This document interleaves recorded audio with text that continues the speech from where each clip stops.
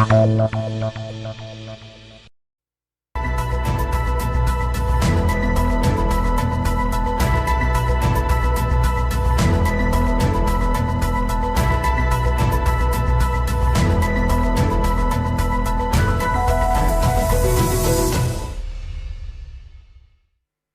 of the important successes is the change in the whole issue of excavators.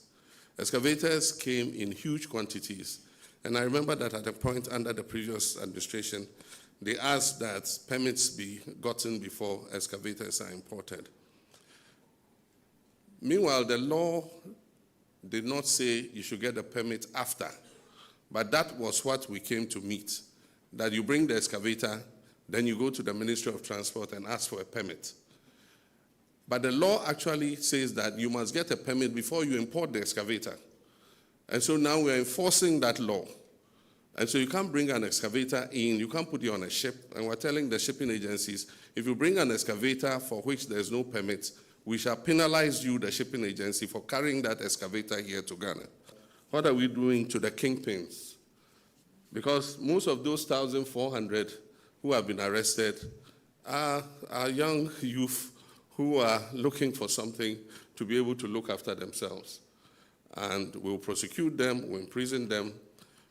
But those who run those operations are the ones that we must be arresting and imprisoning, not these little boys, you know. And so that's the President, John Dramani Mahama, there yesterday when he met civil society organizations, leaders, and also some persons who have been vocal in this fight against Galamsey, that is illegal mining. And that point that he ended on, that the 1,400 and over people, that's illegal miners who have been arrested over the period, are these small boys, as he posted, that they are going after the kingpins. How much success has been chalked in that area? Because that was one of the specific promises of this administration going into election 2024. And in fact, the president has been clear in his position about arresting these small boys. So what is being done? A number of things the government referenced, excavators being tracked and others. With what has been done now compared to what is being done, did yesterday's engagement tick the box for these civil society organizations that were gathered there at the presidency? A number of them will be joining us this morning. We'll have a conversation here on Key Point as to where we are now with the fight against Galamsey and where we have to be. What has to be done going forward? That's a conversation that we'll have this morning here on Key Point on TV3. Also, this morning, we have a conversation on matters relating to the happenings ahead of the new Patriotic Party's flag bearer race. It's heating up by the minute in some less than 4 months for the party to go to the polls. What exactly is Musa Dankwa saying? Well, this morning he is going to be joining us. We'll have a conversation as well, and what he is pointing into with regards to the NDC too. Well, we'll have a conversation this morning here on Key Point. Fifi Fiavekwete, as the General Secretary of the NDC, has also consistently maintained the position of the party when it comes to these matters of the flag bearer race, and that being too early to even be talking about it. Is that the feel that Musa Dankwa also picks on the ground? We'll have a conversation this morning here on the Key Point. This week, we heard the announcement by the President, the United States removing Ghana's visa restrictions. There are some conditionalities in there. We'll have a conversation this morning. And also, was it really as a result of Ghana receiving these deportees? That's why we were now also having our status with respect to visas being restored by the United States. Was it as a result of these deportees we received, which created concerns about it not going to Parliament? The president this week arrived from the United Nations General Assembly, that 80th session, that statement that he made, that got the whole world applauding him. But there's some detail which we will get into this morning. Dr. Mohammed Ibn Chambers will be joining us.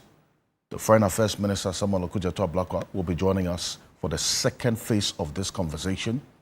We would have in the first phase as well a Deputy Minister of Roads also be joining us this morning together with Dr. Joshua Zato. We'll also have Dr. Palgrim Pochidankwa. We'll also have Musa Dankwa joining us right after for the poll tracker. Also, lawyer Martin Pebu will be joining us this morning as well. Daryl Bosu is the Deputy National Director of Arocha Ghana, one of the CSOs that were there at this crucial meeting yesterday. Stay with us after Key Point. We'll start the conversation right now. My guests already taking their seats. We'll get into poll tracker right after this. We're live on 3FM 92.7, also on TV3 Ghana on Facebook, and on DSTV channel 279. We're all across the world on 3news.com.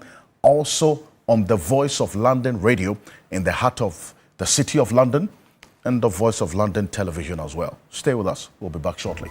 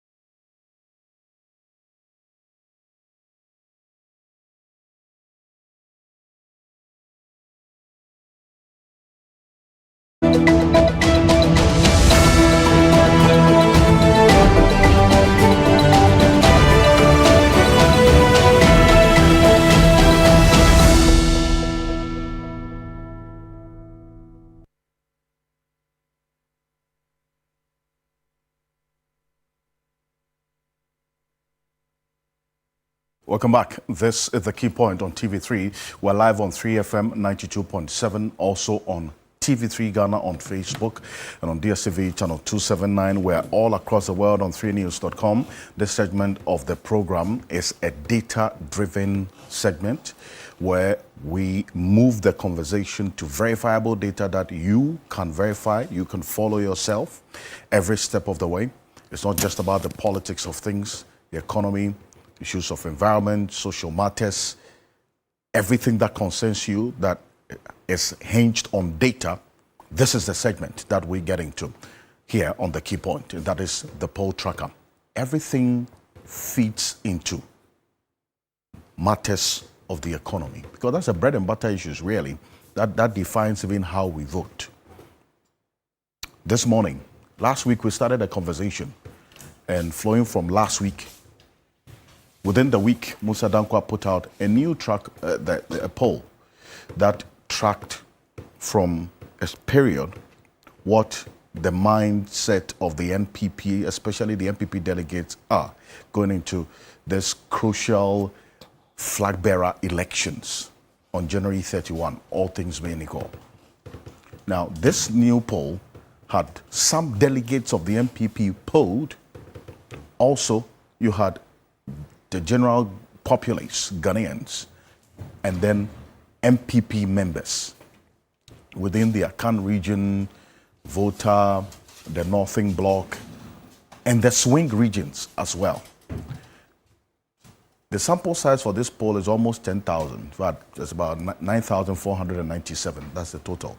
Out of that, the MPP delegates who were polled by Musa Dankwa in this latest one is 2,737. 2,737. I laid this foundation, and this is where I bring in the man who, together with his team, went on the ground to do this. Musa Dankwa is a CEO and global lead for Global Info Analytics. He's joining us in the studio. Musa Dankwa, good morning. Good morning, Alfred. Thank you, as always, for joining us. My this pleasure. morning. You seem to cause a lot of talk. With data. Not confusion, talk. With data. With data. Data. When you put these polls out. And what's the intent, really? What do you seek to achieve with all this? Look, in every democracy, polling is part of good governance. And polling enables you to hear the voices of the people, the voice of the voiceless, the voice of people who cannot call into radio stations or call you TV station or call or go into TikTok or WhatsApp and send you a message. But the polls aggregate all the views, red, green, or blue, and present them to the country. This is the thought of the nation. And what polling does is that it demystifies many issues that cannot be proven by fact, by making it bare using data. And also enable you to see the demography of the data and what it means, both now and in the future. So there are certain things we have seen or observed in the data today that could have profound consequences in 2028 and beyond. And this is what polling does. It could have profound consequences. Yes. In 2028 and beyond. Yes. What do you mean? Again, the demography of the country, the demography of young voters, and the views of young voters will shape our conversation from today and beyond. Young voters. Yes, young voters. That is the major takeaway for you from this particular poll. I see. This one, you put a summary, and that also paints a picture so that our viewers can follow every step of the way. This summary just gives some detail of what the real meat is. And that in this new poll, Dr. Mahmoud Bawumia is essentially still in the commanding lead. 57% of the voters preferring him to the others. Kennedy Ohene Japan, and then you have, at least in the swing regions as well, he's still having that same lead. In the Akan regions, and then also in the Northern Bloc, which is not surprising, really. But then there's a story when you pitch Dr. Mahmoud Bawumia and Kenneth Japong against the possible, because for the NDC, none of the names that you poll have come out to declare their intentions of the flag. So then why are you doing that? If they haven't come out to declare, that's Johnson, you and I, Ilham Idrisu, and then also Julius Debra and the others. That's Dr. Kasiel Atofosi. You and I have an opinion. And that opinion is that we think in the NDC, these guys could be the potential candidates. You're not going to pick an MC from Wawa to come and lead NDC. There are possible options. Options that are plausible. And those are the options we put there. And remember, we've done this over a period of time. So what we've done is to pick the 4 names that have scored at least 10% in our tracking polls. I see. And that become what we call the plausible list for NDC, for us to take to the market. I see. And those 4 are who? Asedin Ketia, Julius Debra, Haruna Idrisu, and Atufosi. But in one of the polls you did, you added Professor Nana Jeno-Poku-Agyeman, the vice president. Yes. And then eventually you took her out. Yes. Why? The decision was based on the fact that she was taken ill for some time, and we believe that that health scare could limit her ability to contest. And also by 2028, she will be 77 years. And what we've heard from the young voters is telling me that it is reasonable, unless I'm told otherwise, to exclude her, so that I can see the real race rather than the race with potential candidate who may not actually contest.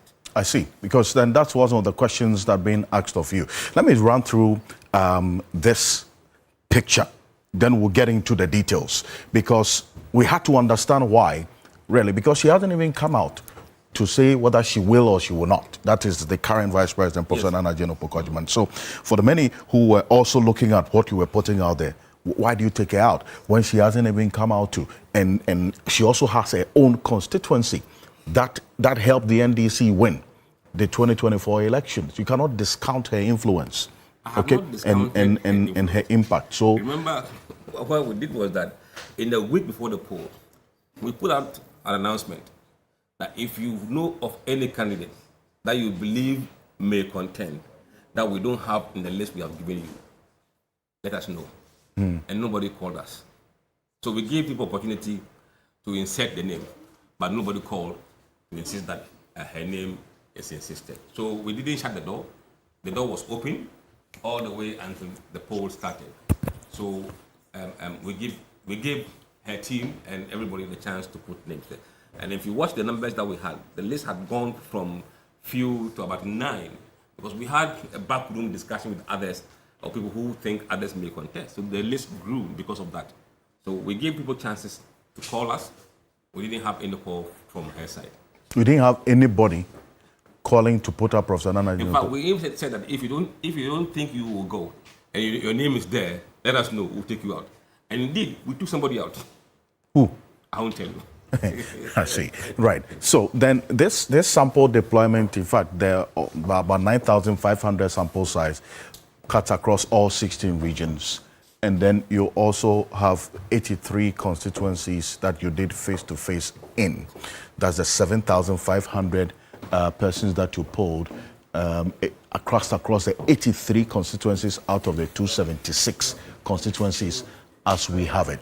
Then, and this across all the 16 regions. Now, what is interesting, and I had to establish this what we just spoke about, because it addresses a certain concern that was raised ahead of this latest poll that you put out as to why you choose to put certain names and certain persons in there, and then by your own whims you took out others as well. So it's good that we settle this matter. This explanation that you've given will take the box for others. Others will disagree with you because in their view, Professor Nana Poku-Agyeman should be there. But that said, this part of the poll is amongst the general populace. Yes, correct. And you still have Dr. Mahmoud Bawumia in there, polling 57.4.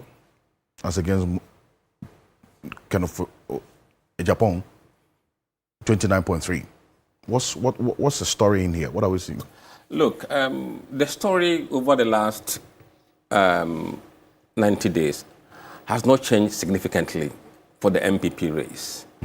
Dr. Mahmoud Bawumia is preferred candidate for MPP among general voters, followed by Kennedy Japan, and you have Edichum, Brian Champon, and Kobna Eji Ejepon. This list was finalized after the submission of forms. Before, there were other candidates that didn't pick up forms and indeed are not contesting. So these are the names we took, and in the end, this is the view from the general public. And this view includes all voters, including MPP sympathizers, NDC sympathizers, floating voters, and others. So this is overall the national view when you speak to voters. I see. Then, so this is the total that has all of that. Then you drill into this. Yes. The Akan block. This is Yes. an area Yes. that you have a number of what we describe as a strong The vote of idea is MPP. that you want to see how each of these candidates are performing across the various blocks. Now, the idea is that if you are the Akan candidates, you should be dominating in the Akan areas.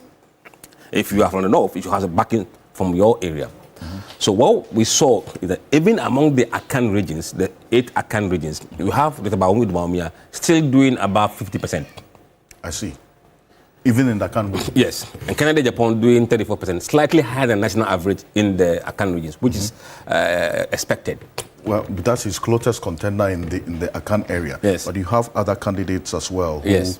you would expect that will make If you look at the difference between this and the previous data, the overall national, you could see that Bawumia has dropped 4% from the national compared to the Akan areas, and Kennedy has gone up from 29 to 34%. So the difference between the 5 candidates is just between Bawumia and Kennedy in the Akan areas, which is doing Ken doing about 5% better than the national average.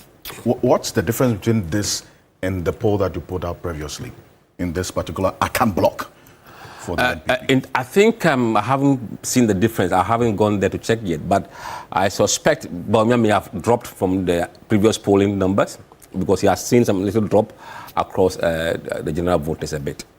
I see. Now, this, in the northern block, Yes. well, as expected. As expected, you see. So he is riding very high in the northern block, whereas others are not doing well. But he still remains very competitive in the Akan block as well. So it tells you the dominance of his campaign in the 2 blocks that we've looked at.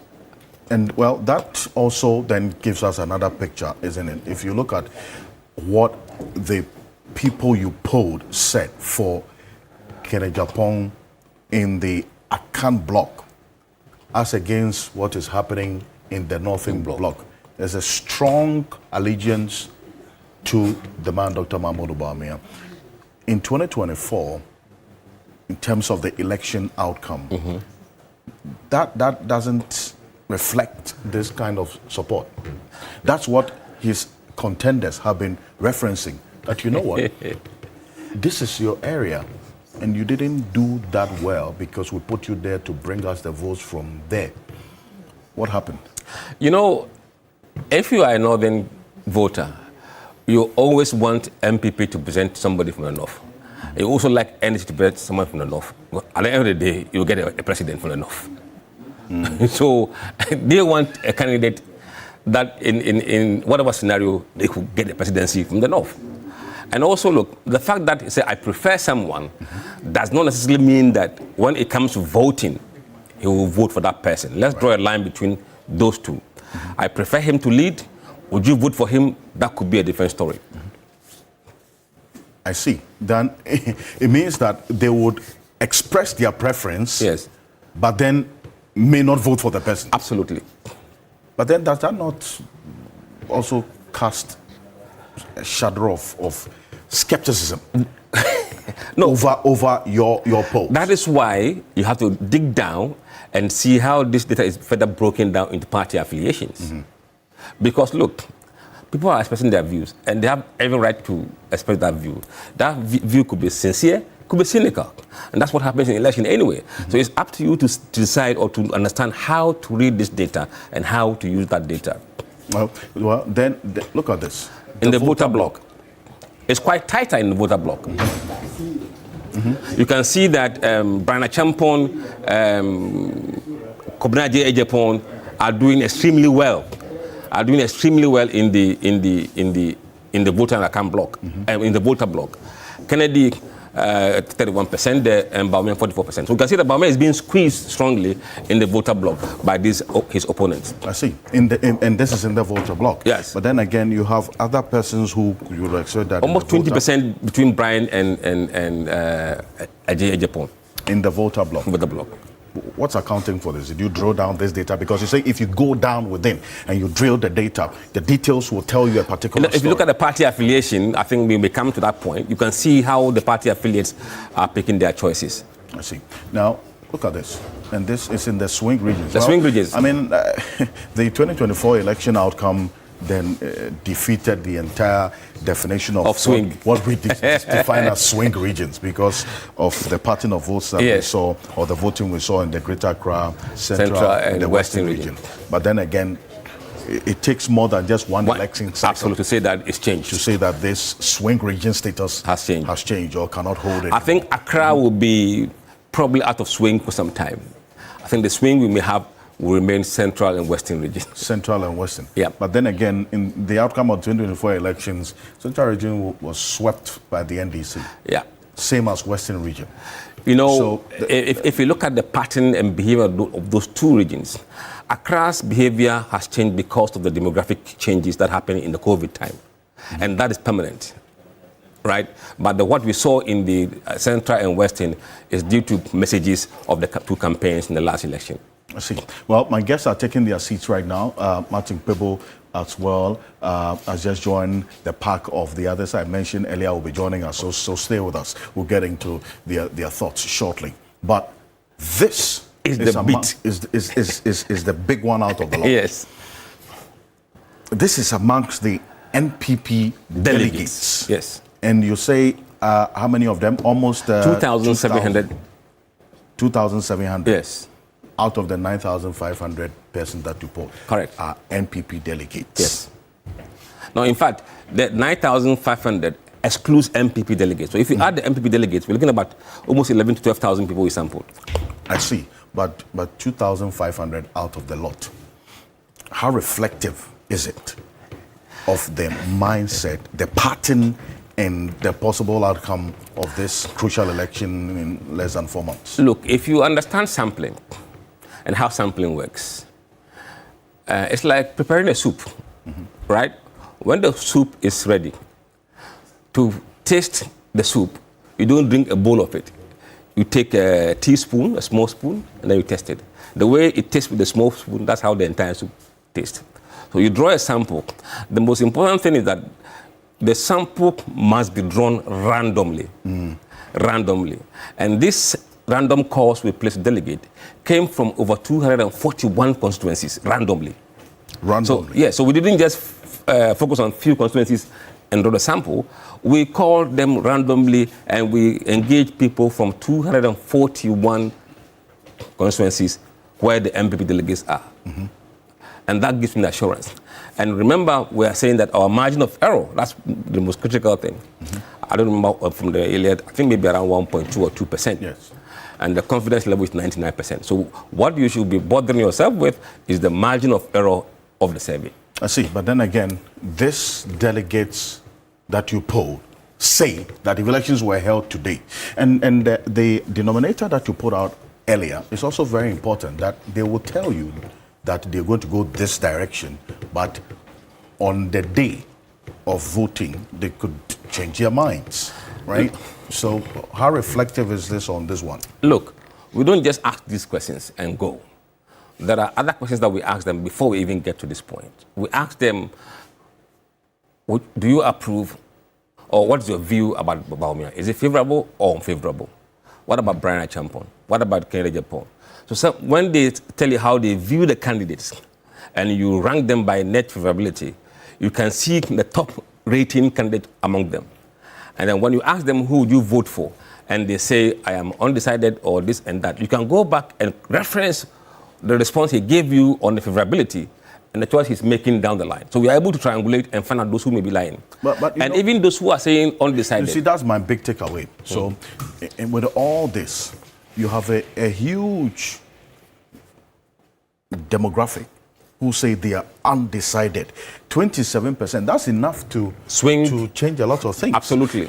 So how then do you expect people to understand why you have 27% of people you spoke to who say, well, I am undecided. I am an MPP delegate, but then I have not decided on whether to vote for Dr. Mahmoud Bawumia, Kennedy Japan, Brian Champong, Duchum, or Kabine Japan. A lot of delegates have not had encounter yet with the candidates. They are waiting to meet them one-on-one. You know what that means? What does it mean? Oh, people are waiting to be seen and sorted. They are waiting to be seen and sorted. And sorted. Yes. So the decision we made as and when those encounters happen. And look, we spoken to many of them. And we know what happened in delegate. We know. I mean, we can't pretend this doesn't happen. So some are waiting for them to be sorted, and then they will decide. Look, but I am telling you, every delegate, whether he's waiting or not, knows who he's voting for.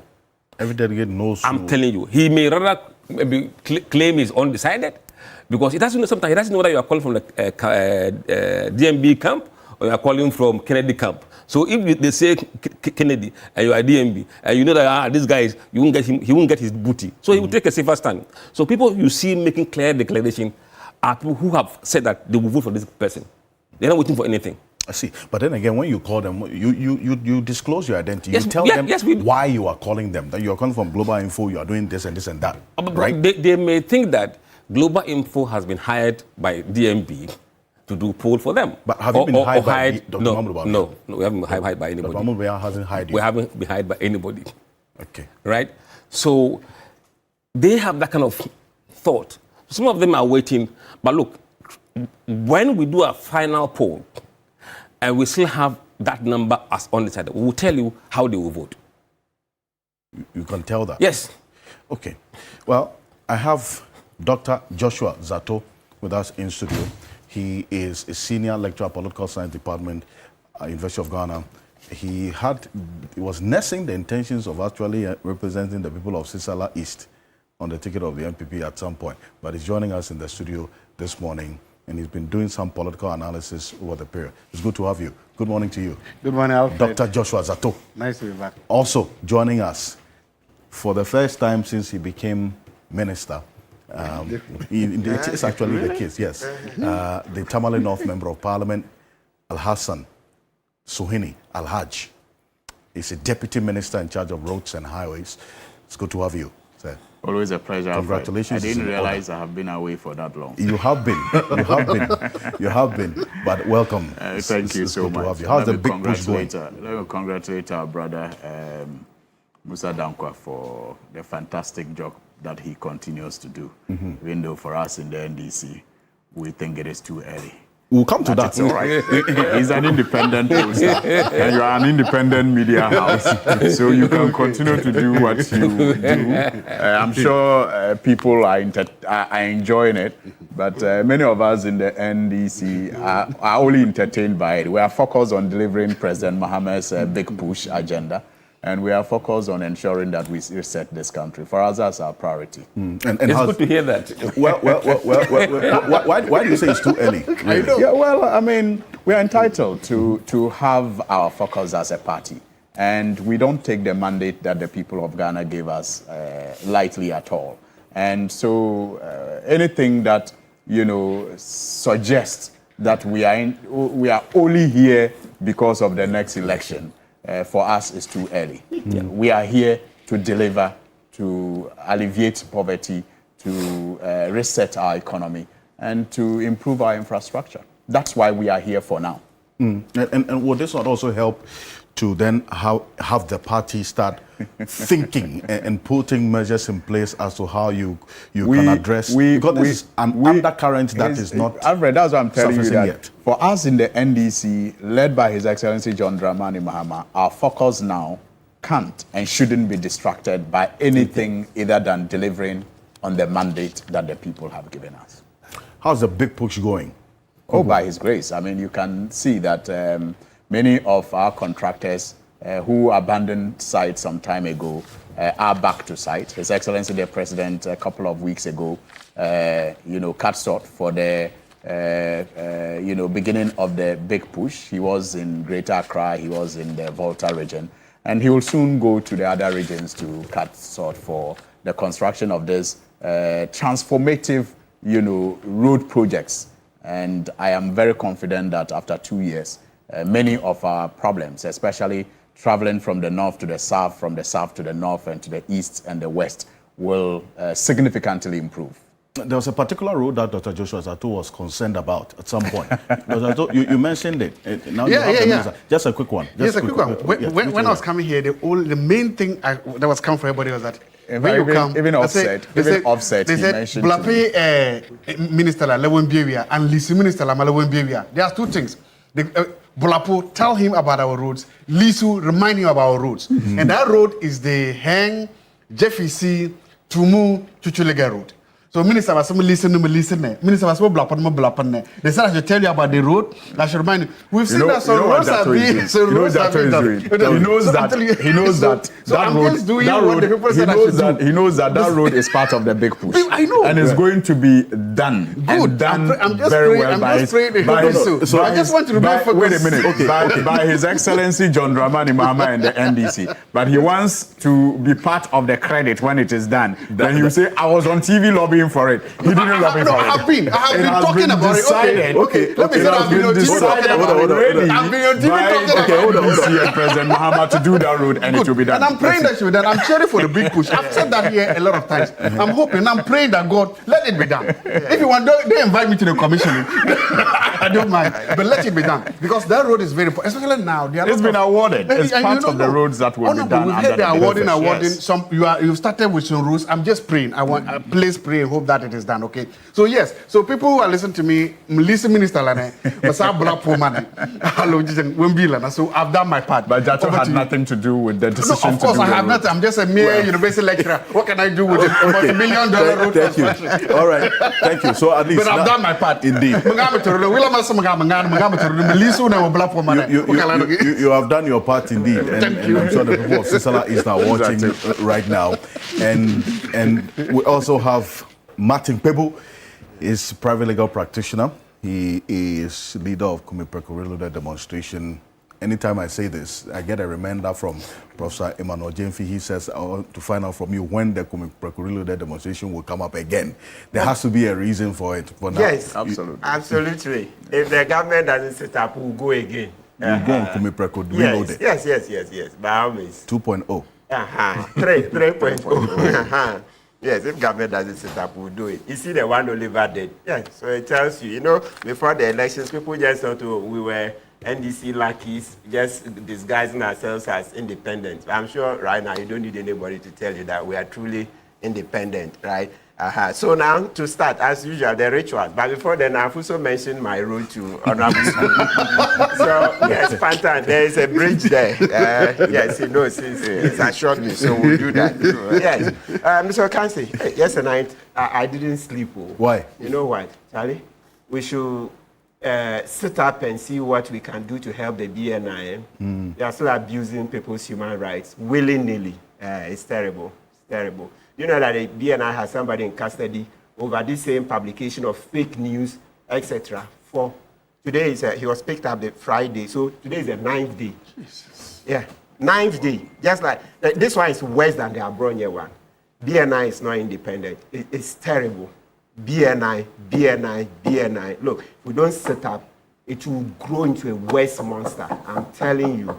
I didn't sleep. I was slightly late because I woke up at night. I was like, what? Really? Because I contacted the director himself. It's over this Guinea conflict. A guy who had been preaching, they say he's inciting violence. They took him somewhere around Swedo area.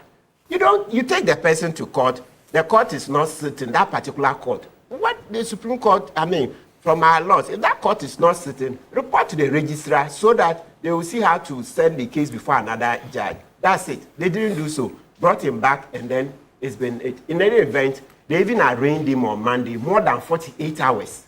It was past 72 hours.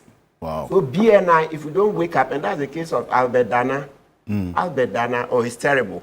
And I see why the MPP were right in doing that demonstration. Because you see, when Abronye got the bill, I was like, should the MPP do this demonstration? It's needless. There are other cases, there's no time, but I'm telling you, BNI is gone rogue.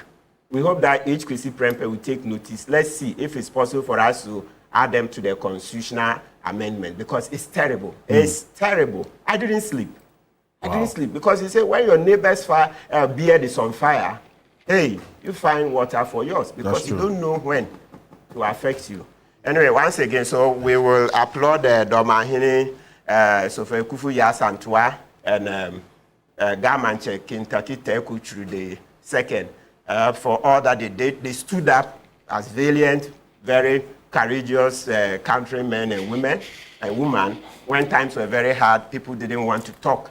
And we'll continue to applaud them for it, you see? Because like even this BNI matter I'm talking about, you see, if we had that independence, like the way Dom Levo is independent, you remember I read Dom Levo's statement when Abronye's rights were being abused. I'm sure the BNI director would have been independent, you see? But because we've created that culture that, it's a gift, the position is a gift to him, you see that he can't, no, he's there for his stomach. He's not there for you and I. He's there for his stomach. He's grateful to the executive for the position. So he will do nothing to assert any independence. Because how? Whole director of BNI, I bring it to your attention that this guy was in custody more than 48 hours at the time he was arraigned. And now he's been in custody for 9 days without a court warrant. He's not on remand, though. This is worse than the Abronye case. Come on, Mr. Kipo, look, you can do better than this. Mr. Kipo, you can do better than this. Stop thinking about your stomach alone. Your stomach alone won't take you anywhere. We've spoken here. We've lost jobs. We found other jobs. If you think about your stomach alone, this country will sink. Well, this matter that you have brought up is one we'll keep an eye on as well, with this that you have just stated, and whether there's going to be some action taken on it going forward. But your hat this time around, which one is it? Yeah, this is a Bota hat. Bota, yes. Bota in South Africa. They spell that same way. So it's one, its name comes from gondoliers, that's boatmen. Boatmen in the Italian city of Venice. I see.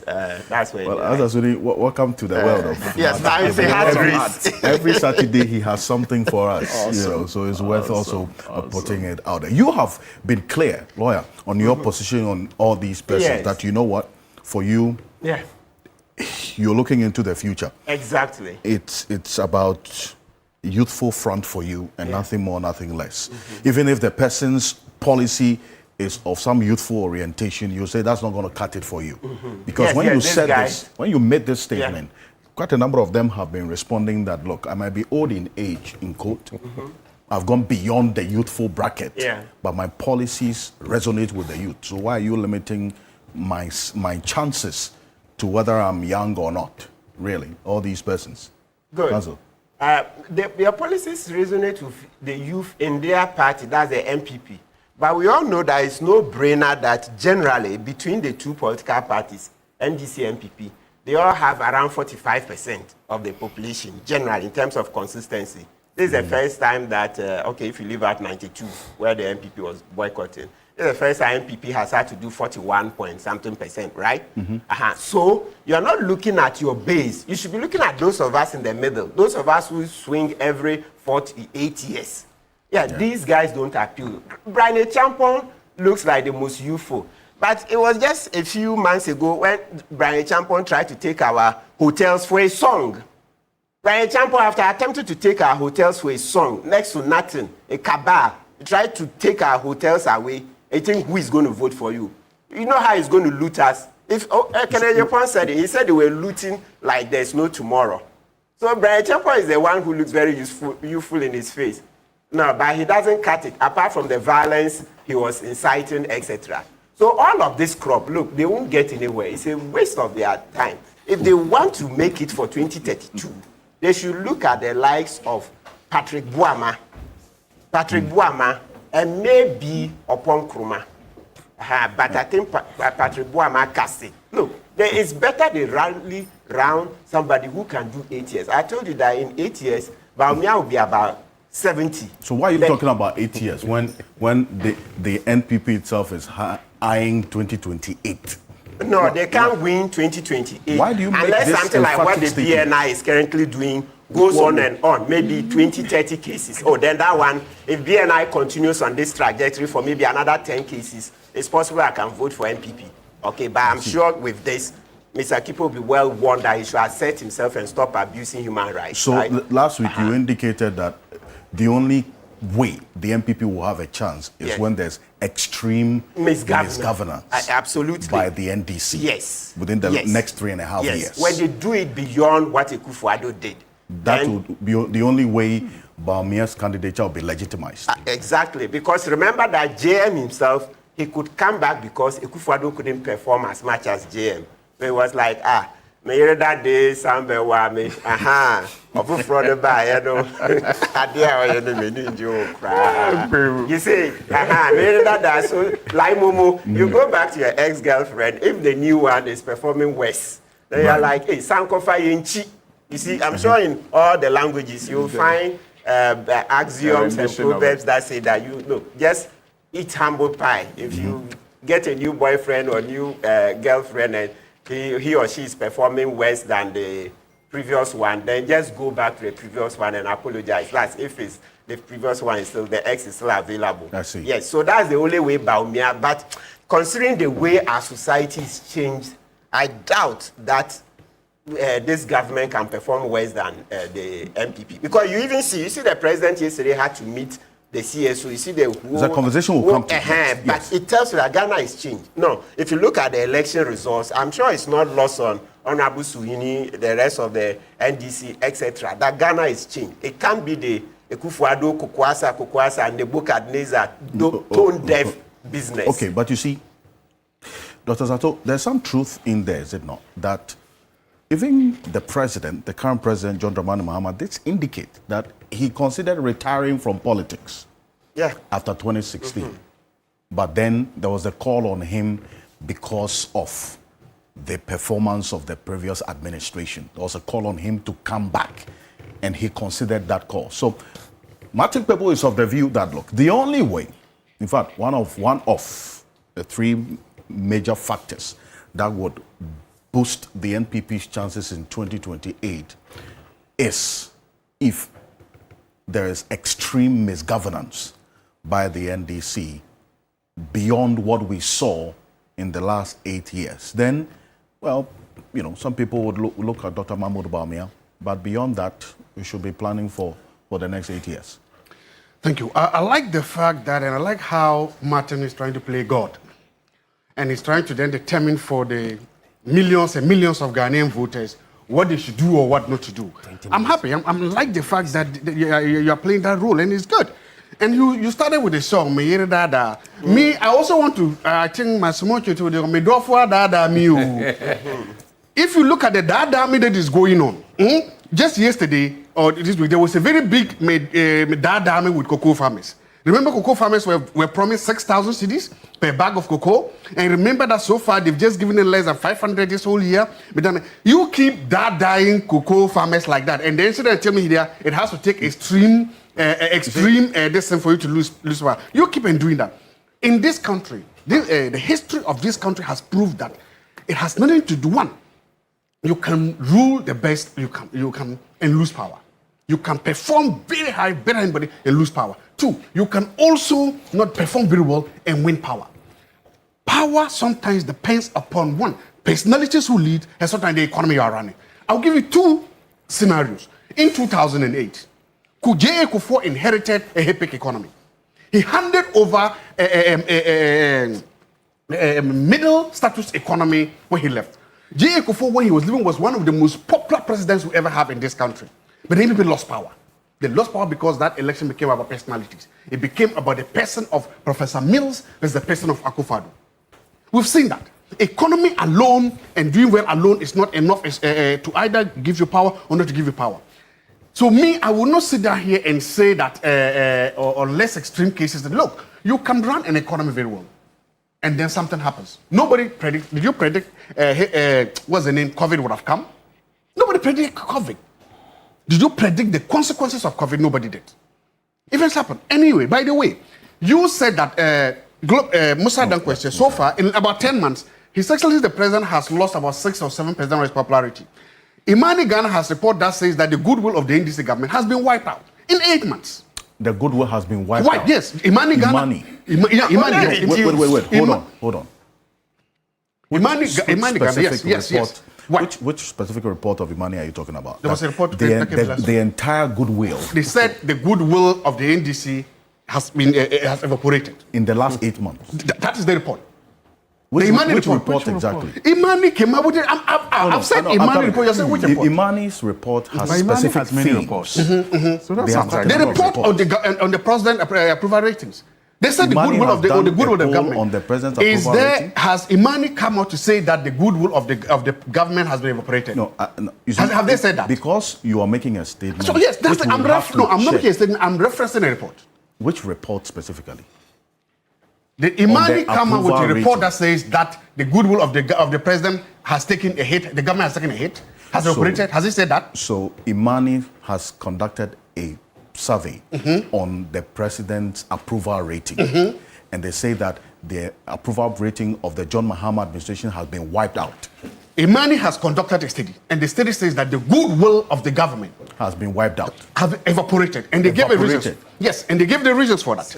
Mass dismissal of workers. Franklin Kujo is joining us right now. So exactly. To talk about the report. He's on. Okay. No, let's go and see what. No. Let's go to and see what the report is saying is true or not. Make your point. So the question I'm making is that within the 8 months of the current government, the president's high flying rate of about 73% has dropped to 63 or so percent, lost about 6%. And he said wiped out. No, this is. I'm quoting two different reports, Martin. If you listen, you will hear. I'm quoting global information. He's here. Your report says how much has the president lost in 8 months? That was last week. Ms. Osadakwa, you said the president has lost how much? 6%. 6% within 8 months. 2. Imani also has a report that says that the president has also lost, the government has lost some favorability ratings. So the point I'm making is this: let's keep going on this and this. And the idea that nobody can abrogate themselves as God to say that this person cannot win, this person don't win. Because look, I know people who have said Akufo-Addo can never be president until he became president. I know people who have said that Professor Mills could never be president until he became president. And I know people who have said that, it can never happen until it happens. So look, I am happy to say that, yes, I'm glad to see this things happening. But there's something unfortunate that is happening within the NDC that I'm not happy about. For the first time, the NDC is moving away from their tradition of letting the sitting vice president replace the president. And they are doing that, trying to bundle away and try to push out the sitting vice president, which is not fair. Jerry John Rawlings handed over to his vice president, Mills. No, hold on.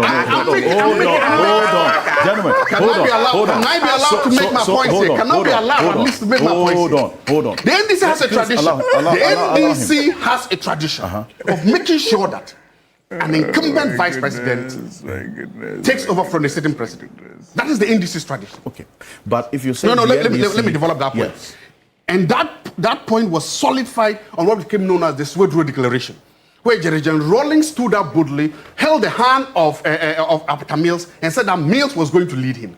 When he did that, Guzitano and the Reform Report, they left the party and went and formed a new party. And from that moment on, the NDC almost disintegrated onto 3 parts. But the NDC stood by. That is why Mills replaced Rawlings. That is why Professor Mahama replaced Mills. And today, it is the turn of Professor Jane Obokunana to replace Mahama. And what do we see? She's not even making the 3%. So when you see the fight back from the NDC that Musa Danko don't do what you are doing, what they are simply trying to say is that your poll now is saying that the vice president cannot be president. They are telling you that your poll now is saying that this woman is not where you are trying to muzzle out this woman. And that is why you see in the fight. When you hear Kwesi Ahoy and others calling into Metro TV to propose this, and they are saying that let's protect this woman. Dr. Zato. Let's go to, can I see the NDC? Can I see the NDC chat? one of the things I don't do is to take up what happens on other platforms that we haven't seen. Okay, sorry. Okay, so to make it a discussion point. Okay, I don't want to do that. You know okay. that. No, good. So let's talk about the. Can I see the NDC so list? Because please? you indicated that The NDC list, okay. the NDC is muscling out. The That vice is to- president, yes. That is to suggest that the party has taken a decision to do so.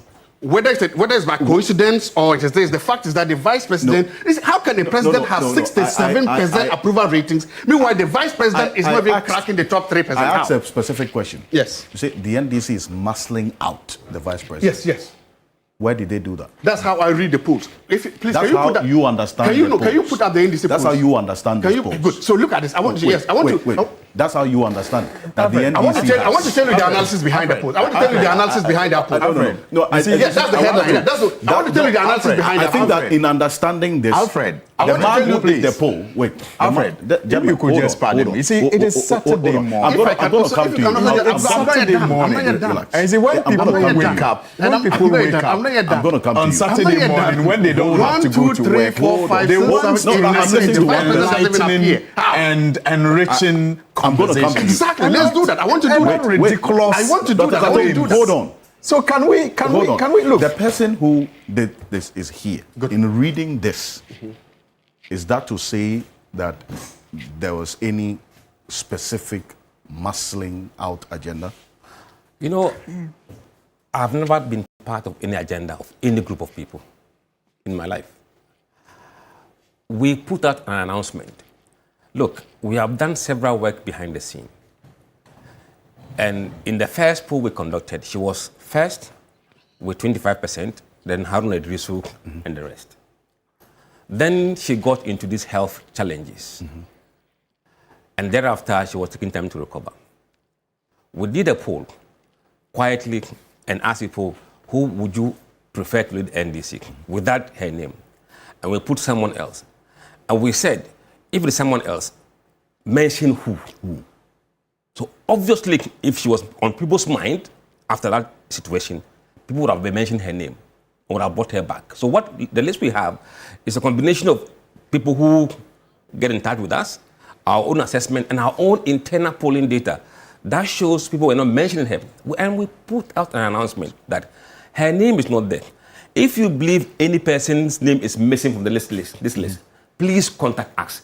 That was publicly announced. Nobody contacted us. So don't come and say that, look, Mr. Zato, I think let's be measured. It's so ridiculous. No. Don't say no. You make your point. Let me also make my point. Hold on. Make your point. Okay, I'm listening.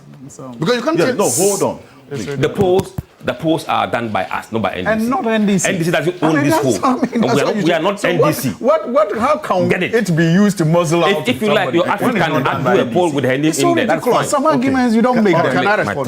time. So at least, I have the right to respond. at least now that respond matter has to what? been put to rest. No, what matter? make a What claim, matters put to you are rest? Let me responded to, explain. you are asking What for a matters put response to again. rest? Like what matters? Do you listen to yourself? Yes, I do. Dr. You make a claim. Can I Dr. do Zato, response? to you. What matters And you put to ask if rest? you can respond. What matters Hold put to on, rest? hold on. I'm telling you that Hold on. you have. Hold on. Do what? Hold on. Do you listen to yourself You when you made talk? a claim. And the person who did the poll is Did I say he muzzled him out? So Did I say that? Then on Did I what- say so? relax, Let me relax. explain. On I'm what relaxed. I'm very basis- relaxed. You know On that. what Yes. basis are you then saying it's been muscled out? Thank you. With the poll. Thank you. With the Thank- poll. Your thank- reference was with the poll. Thank you very much. You have a vice president who is with the president. The president's approval rating is 63%. Very popular with all Ghanaians, with all NDC members. Yet the president, his vice president, cannot even make 2.0% within the party. So you're going back to the point that he Yes, has just I'm going explained. back to the point that so the point I'm making. You should understand is that. Why is the president so popular within the party and the vice president so unpopular within the party? Why? That's how you understand That's it. that's what the poll is telling me. No, but the poll is person- telling me that the vice president doesn't even make the top You see, 5%. Dr. Zato- That means she's not popular in the party. Look, Thank you. doctor, I respect the title doctor. Yes. Her name wasn't included here. So you can't say she's not popular. You mean she was not polled? She She was was not not polled. The vice president, the sitting vice hold on. president, I'm telling to you. lead the Dr. Zato, NDC. you you ain't asked a listening. question. You didn't vote the sitting vice president to replace the party in the party that has a tradition of the vice president always replacing the president. Not always. You see, always. And the NDC is always. It's always. You know, Aka left office. Hold on.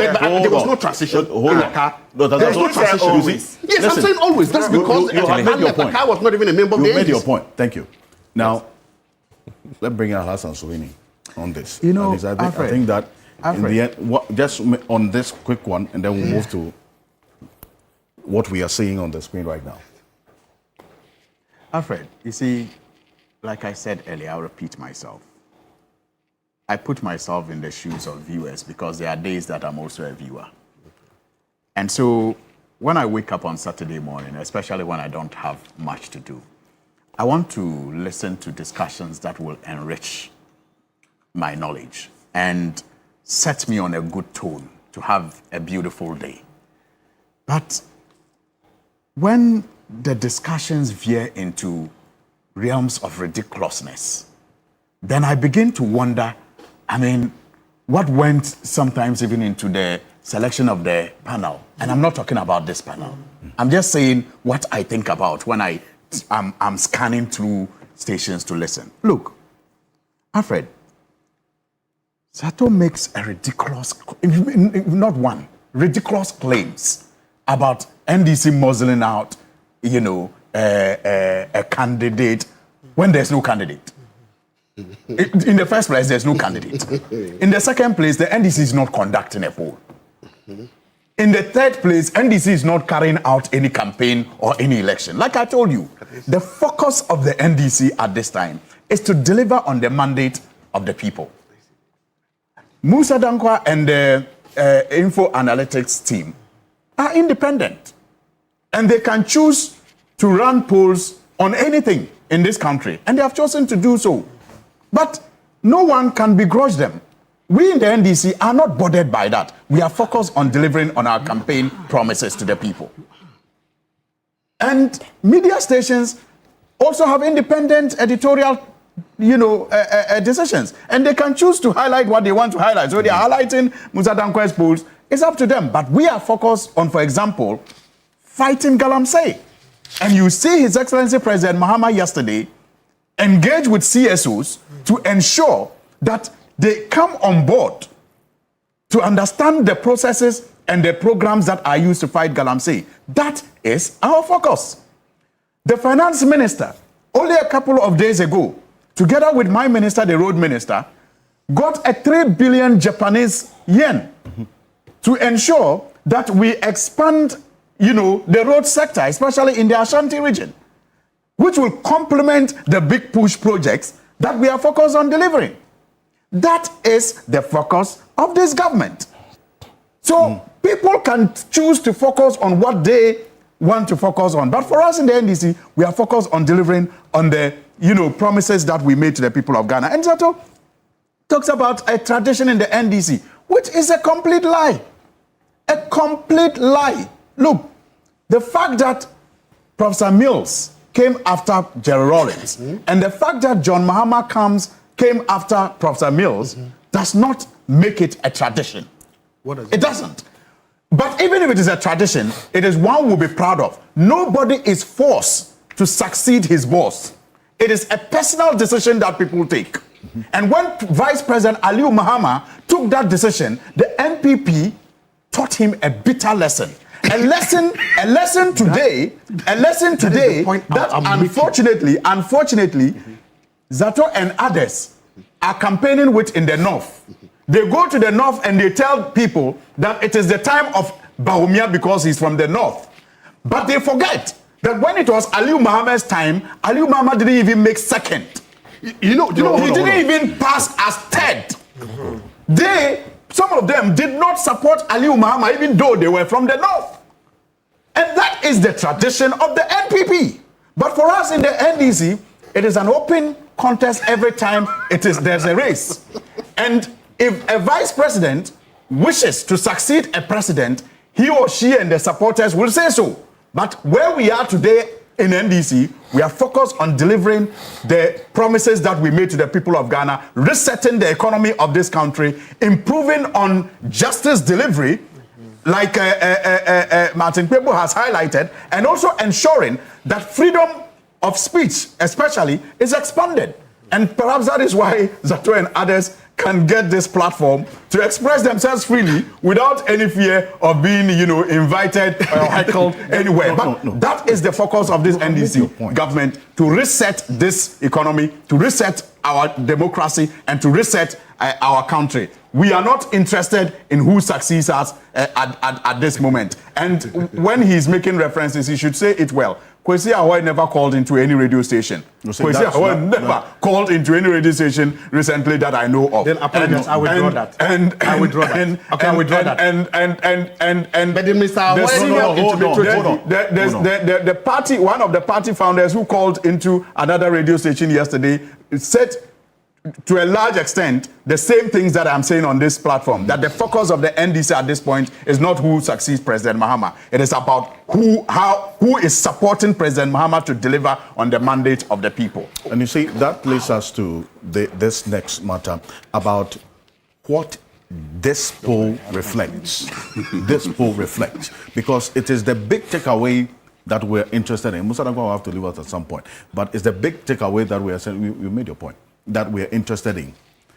If you look at this picture that is on the screen right now, Kennedy Japon's following, and in fact, Dr. Palgrave Dankwa was to join us this morning as well. We understand that he's had a situation, and so he's unable to. And it was one that we're following up closely to find out exactly what happened. But they are contesting this because, you know what, they say the reflection on the ground is not reflected in what we're seeing here. 27% undecided. They make the bold claim that this is theirs. All of this is theirs, if you add it. And that's enough for them to have to stake a claim to who leads the MPP. It's an assumption they have made. But the data says that these guys are undecided. If you want to prune them further and see where likely they could vote, we could do that. We haven't done that yet, because we are 3-4 months away from the date. Once our final poll comes through, we'll tell you how the race is going to pan out. The next one will be done in October. Next MPP delegate poll.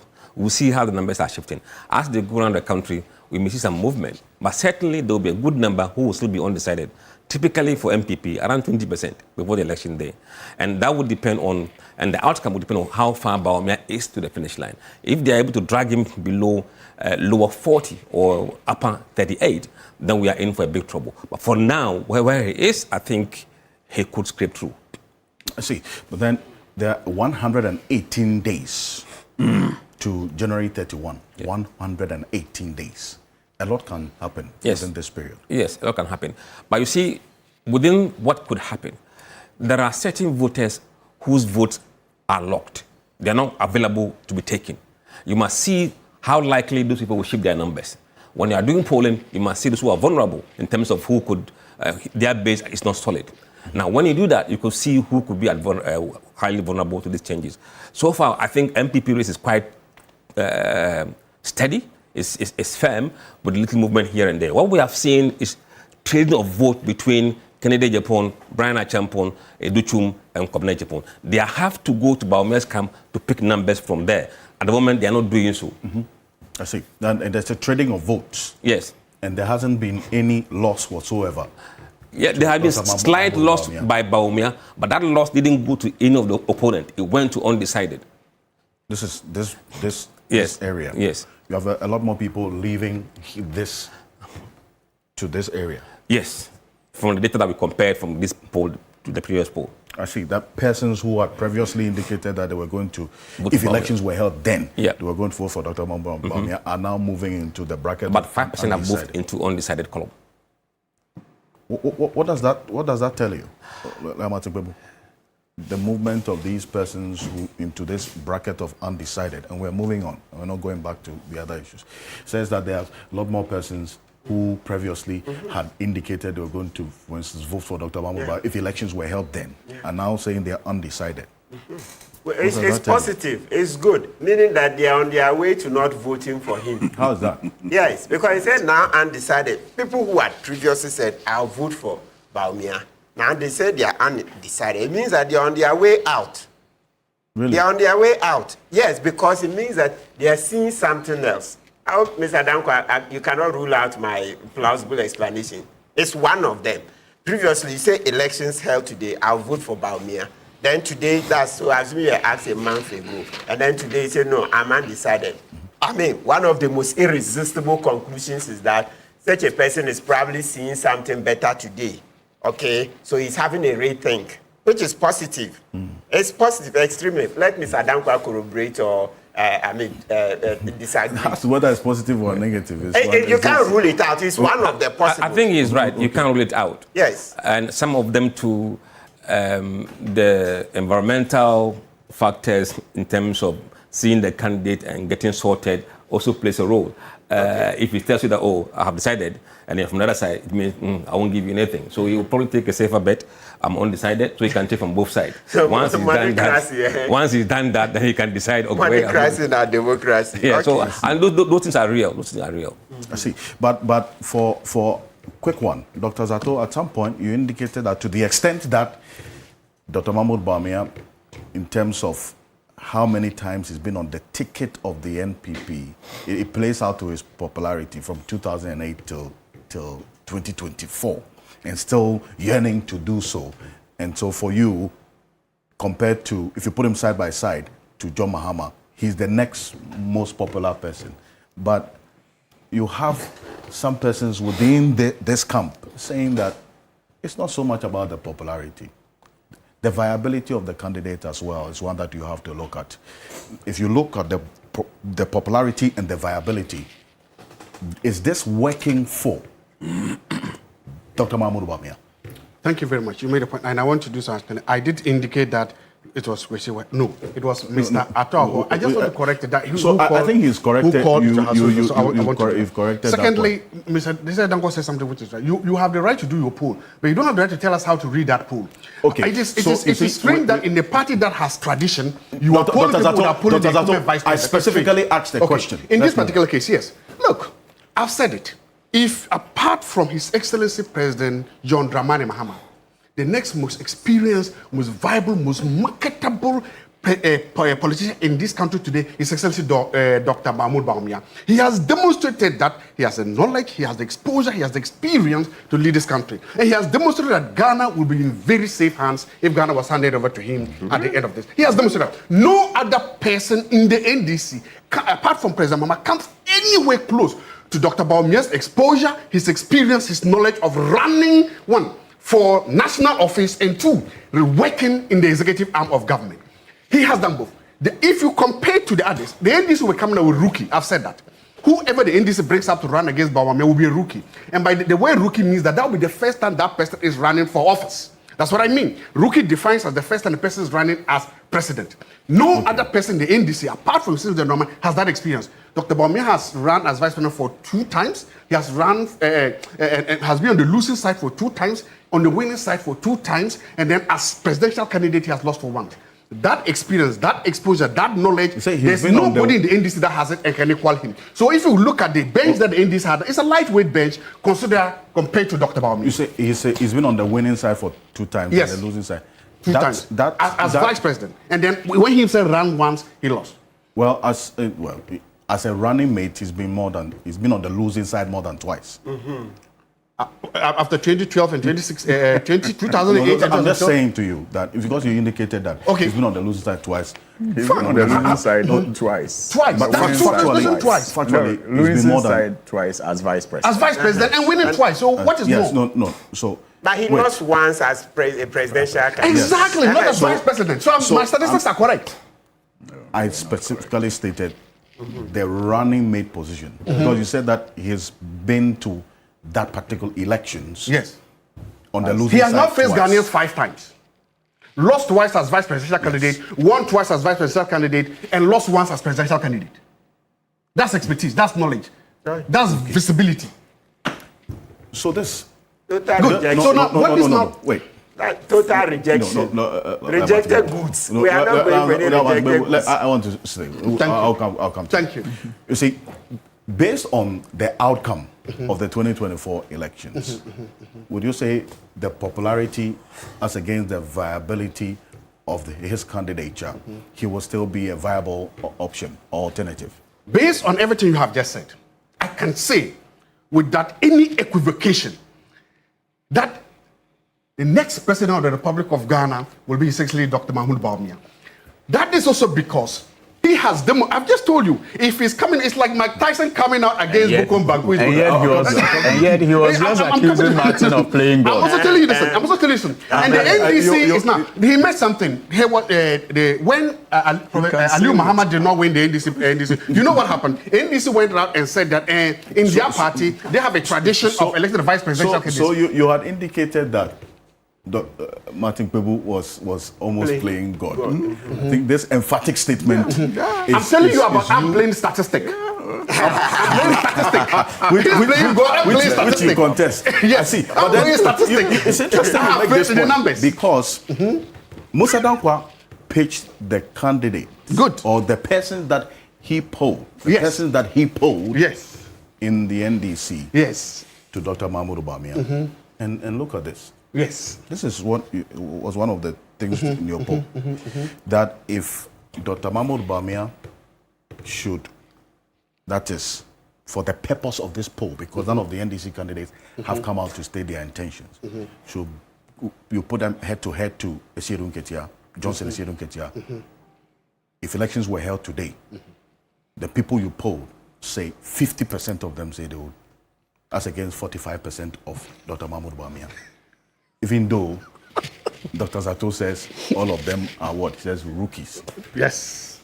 Julius Debra is the only person that you see there that Dr. Mahmoud Bawumia seems to have also showed his mettle. Dr. Kasela Toforsin, if he's put up against Dr. Mahmoud Bawumia today in elections, this will be the outcome. Out of the people you poll, 44% against 53% for Dr. Kasela Toforsin. And Haruna Idrisu, current education minister, you say if elections were held today, head to head, Dr. Mahmoud Bawumia and Haruna Idrisu, the people you poll say 55% of them say they're going to vote for Dr. Mahmoud Bawumia. That's for Haruna Idrisu. That is a departure from the conviction that Dr. Zato has this morning for these persons as against Dr. Mahmoud Bawumia. So what happened? This is the data. And I can speak beyond the data.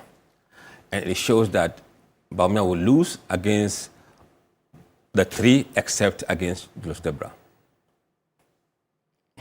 And did you drill down this data to find out a bit more detail?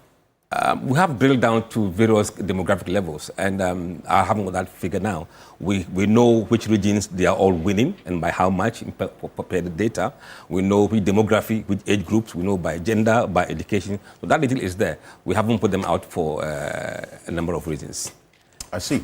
Well, this is what the data says, unless you disagree. Because you just referenced... I love the data. I love this data. And I love it that now. I love the fact that an 8-year-old incumbent government with a high in popularity of 63%, and the national chairman is only beating a presidential candidate who just lost a presidency by only 5%. And that the incumbent chief of staff, again, in a government that is rated so high, is only beating him by 4%. Pardon? An 8-year-old government. No, sorry. It's a government that has just left power. President Mahmoud Bawumia just left power. Okay. And the NDC is in this honeymoon. And even within this honeymoon period, they are only beating him, if you go by this, by less than 10%. That puts him in a good state, because by the time this government begins to grow, by the time they begin, and we all know, everybody knows, governance means that sometimes there are bodies. Governance sometimes means that you take hits, you take shots there, and your popularity, the president has already lost 6% popularity. Imagine these people also begin. That is because you begin ruling. When you rule, you make mistakes. So me, I'm happy where he is, at least. If you see the average,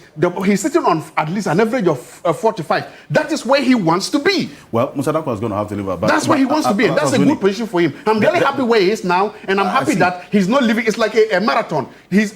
So long as he stays at an average of 45, he will win the next election. Alassane, yeah, this is the picture that, contrary to what Dr. Zato says, all these persons, these 3 out of the 4, will show some good showing, or have a good showing against Dr. Mahmoud Bawumia if elections were held today. Dr. Zato says, look, to the extent that he's maintaining a certain average, is good enough for him. 3.5 years. You know, and what is still ridiculous is the claim Dr. Zato makes when he says that he can say emphatically, and the word he used, unequivocally, that Dr. Mahmoud Bawumia will be the next president. Meanwhile, a while ago, when Martin Pebu suggested that the NPP could only come to power after 8 years, he said he was playing God. But then he is playing statistics. and yet again, Alfred, Alfred, the ridiculousness. The statistics you put out does not support the claim that he makes. Wait. I mean, if you look at what you put out, like you yourself, what you have put out, if I'm to believe it. This is Musa Dangwa. Yeah, I'm saying, what you have put out on your screen, if you are to believe it. No, this cannot be, this cannot inform one to make an unequivocal statement an emphatic one that Dr. Bawumia will be next president. So, even if he's not playing God, statistically, he's still incorrect. But you see, that perhaps is for entertainment. For me, I want to assure Martin Pebu that, look, His Excellency John Dramani Mahama and his government will not do worse than Nana Akufo-Addo.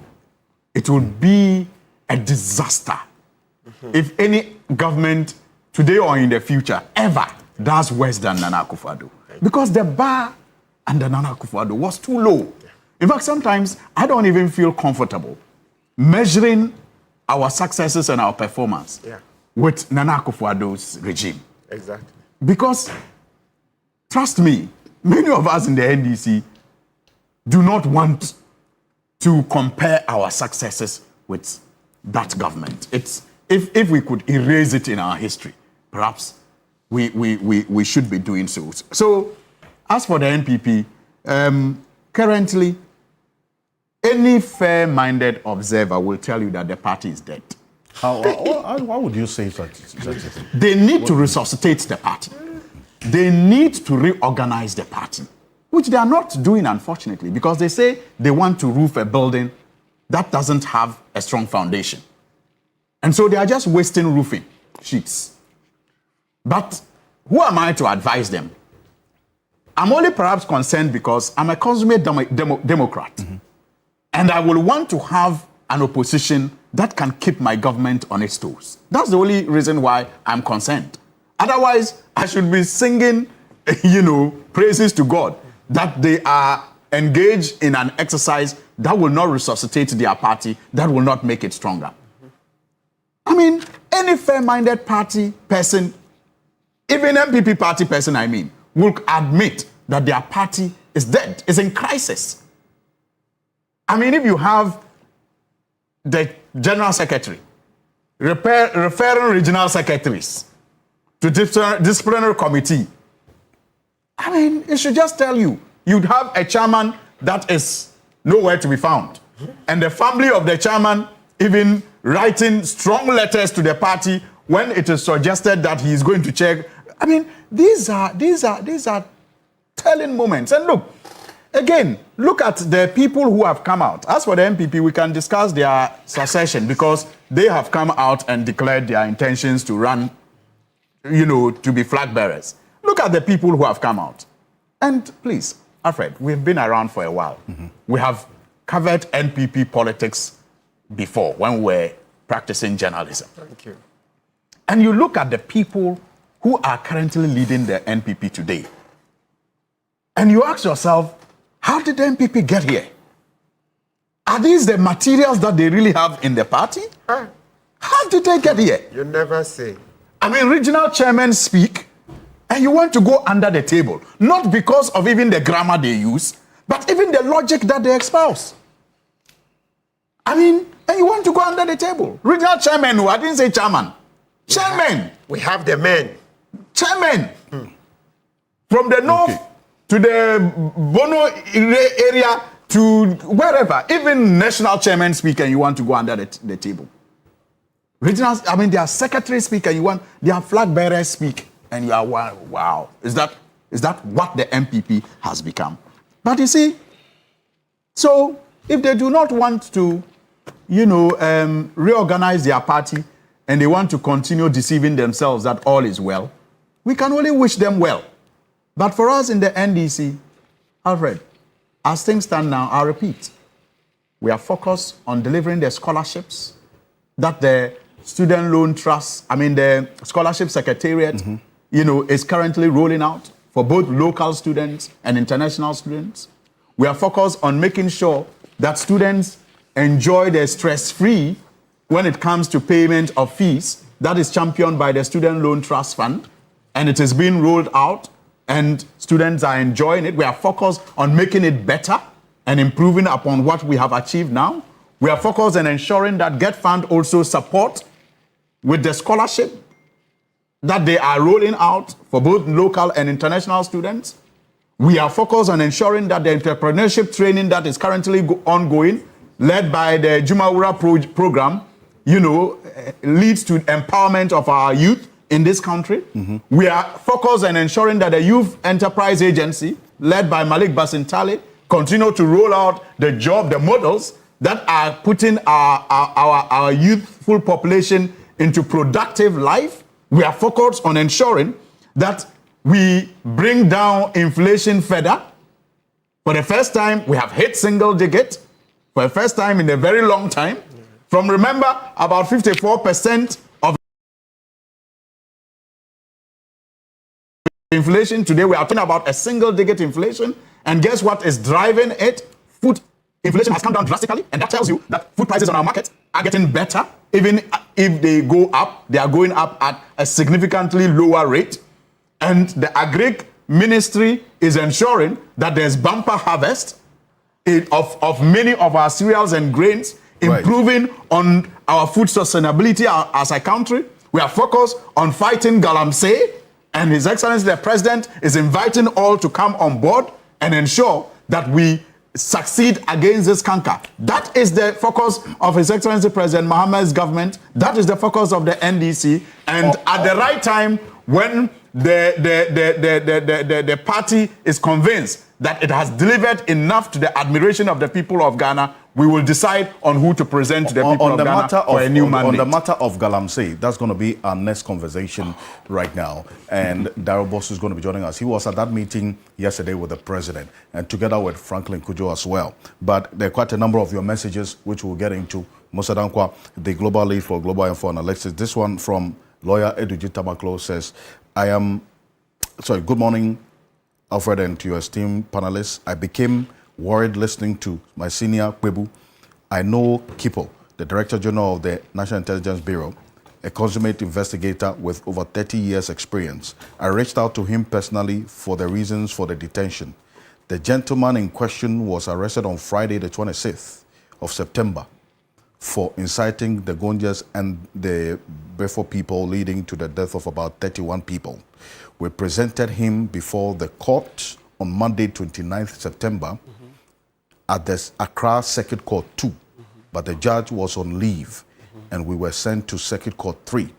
The judge asked to see the charge sheet, adjourned the case to the following day, Tuesday, 30th September. On Tuesday, 30th September 2025, we were in court, and we are informed the judge had gone to the bench conference, which had started on the 29th of September. The case was again adjourned to 6th October. So it is never the case that, this one is a forwarded message from the said National Intelligence Bureau Director. So I'm reading it verbatim. It says, it is never the case that we intentionally abuse the man's right. Before the 48 hours ended, we presented him before the court, and it was no fault of the NIB that the judges were on conference and the case was not heard on time. Martin Pebo then insists on the BNI granting the suspect bail. That's the point of disagreement. To suggest that he is doing so because of his stomach is not fair. On the 6th of October, the accused will be in court and the judge will decide. The situation in Benin is very fragile. It has led to the displacement of many Ghanaians to Ivory Coast. Says he will plead. No, listen, Mr. Kipo should stop with senior this Martin to incompetence. exercise This is crass incompetence. Council, Let's explain. yes. Let's explain. What even Eduji said. Eduji, I don't know. Eduji, did he really read? No, wait. Please, we are educating the public. We are educating. I'm not sure Eduji read it. He just, let's say, look, the Supreme Court says 48 hours is 48 hours. Please, those offenses are bailable. Okay. They are bailable. You took him on Friday. You arraigned him in court on Monday. It's wrong. He's supposed to be arraigned on Sunday. I have gone to court on Saturdays, public holidays, etc. The Chief Justice Eni Yeboah at the time rolled out the roadmap, how it is implemented. You call the registrar of the court. Then the registrar would see which judge will sit on Saturday or Sunday. That is our law. About 9 years, or how many? No, not 9, 2019. At least 6 years ago. Please. I'm not sure did you read it. No, let's continue, please. Let's do the education. I told you, Kipo needs training. Kipo needs training. I'm coming. Yes. I told him this. I told Charles Kipo this about 3 days ago. So you don't type such a message. His people are not well trained. So you should have gone to check that, this same people is saying that, no, you were supposed to arraign him on Sunday. Is it true? Is it true that Eni Yeboah they rolled it out? Because this of Kufu's last judgment, what we call her valedictory judgment, that 48 hours is 48 hours. So call the registrar. If you had called in to go all the way to Bafuboni, Chief Justice, that is the law. The law is the law. And then let's come. You see what they said. I'm very happy that, let's come. They said the judge adjourned it to Tuesday. The judge didn't remand the accused. The judge didn't remind. I'm not sure the judge didn't read this. This is incompetence. Crass as you have stated, and then they respond. And other lawyers have said in many things that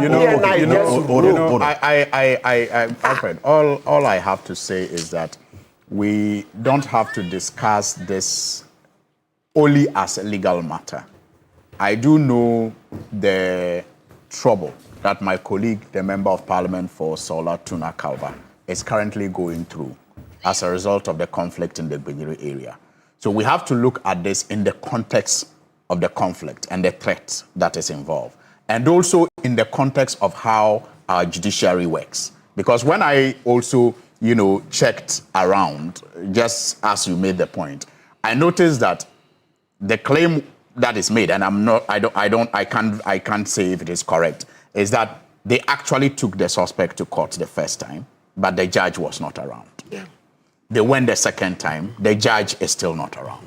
So, I mean, that's why I'm saying we should discuss this also. There are other courts, there are more than 10. Let's get it. There has to be a remand warrant. The judge didn't remand. And that's a serious constitutional matter. I get that. The Supreme Court looked at all of these things that we have raised are very genuine and genuine. But we also have to look at the concern of the security agencies who are worried about what can happen in the area and what is still happening in the area. But I agree. The time you're in opposition, these same things. We weren't saying just security. No, Martin, I am not disagreeing with you at all. I'm saying that we should look at your views, but we should not also ignore the views that others are raising. It's a ruse. I'm telling you. Are you getting it? That's the point I'm simply making. I'm saying that, look, the security situation in the area is still very volatile. The man is not very volatile. It's around Smith Road area. I'm telling you. We looked at that. They mentioned it, and we said we will know when to keep him. Yes. So since you mentioned let's stop abusing people's rights in the name of security. We're just going to get into the other issues. Gentlemen, thank you. It's some 22 minutes to the top of the hour. Now, Al-Hassan Suhini mentioned Galamsey and matters arising. Also joining us in the studio, Daryl Bosu is the Deputy National Director of Arocha Ghana. He was at the meeting with the President. And Franklin Kujo is the founding President of Imani Africa. He's joining us on Zoom right now. Mr. Kujo, good morning. Pleasure to be here. Good morning, my good friends in the studio. Perfect. Also joining us, Daryl, good morning. Thank you for joining us. Good morning, Alfred, and good morning to esteemed panelists here. I've been listening to this morning session, quite interesting. I'm not really into the banter with the politics, but it was really good to follow and see how it works. So it's good that we're also now switching to a very critical issue also of national interest. So I think I'm very happy to be here. Thank you. Perfect. Thank you for joining us. Now, before we move on, I just want to put some matters to rest. Mr. Kujo, Did Imani conduct any survey recently that indicated, the results indicated a total erosion of the goodwill of the 9-month-old NDC administration led by John Mahama? Oh no, not at all. I think we said there was some significant, what word? We use a particular word, disaffection. No, it doesn't well, a word in that regard. Goodwill. You said you are Well, it doesn't goodwill, but we did say that some I forgot it, but for lack of a better word, what it meant was that the satisfaction people had from the beginning is actually waning, and which obviously should be looked into. And I think in one regard, one of the figures we came up with, by the way, this was not the poll. You see, in a strict sense, not a poll, because what we do, by the way, is we create, it's an AI created system that we bought, quite expensive, that crossed almost all Ghanaian owned social media handles from all the social media handles across. So we are talking about 36 million accounts, including Ghanaians in the diaspora, by the way. And then we also aggregate views or sentiments across non-social media website, like your own 3FM and then the Magellan and the rest. So yeah, in some regard, we want to call it a poll, but in actual fact, it's sentiment.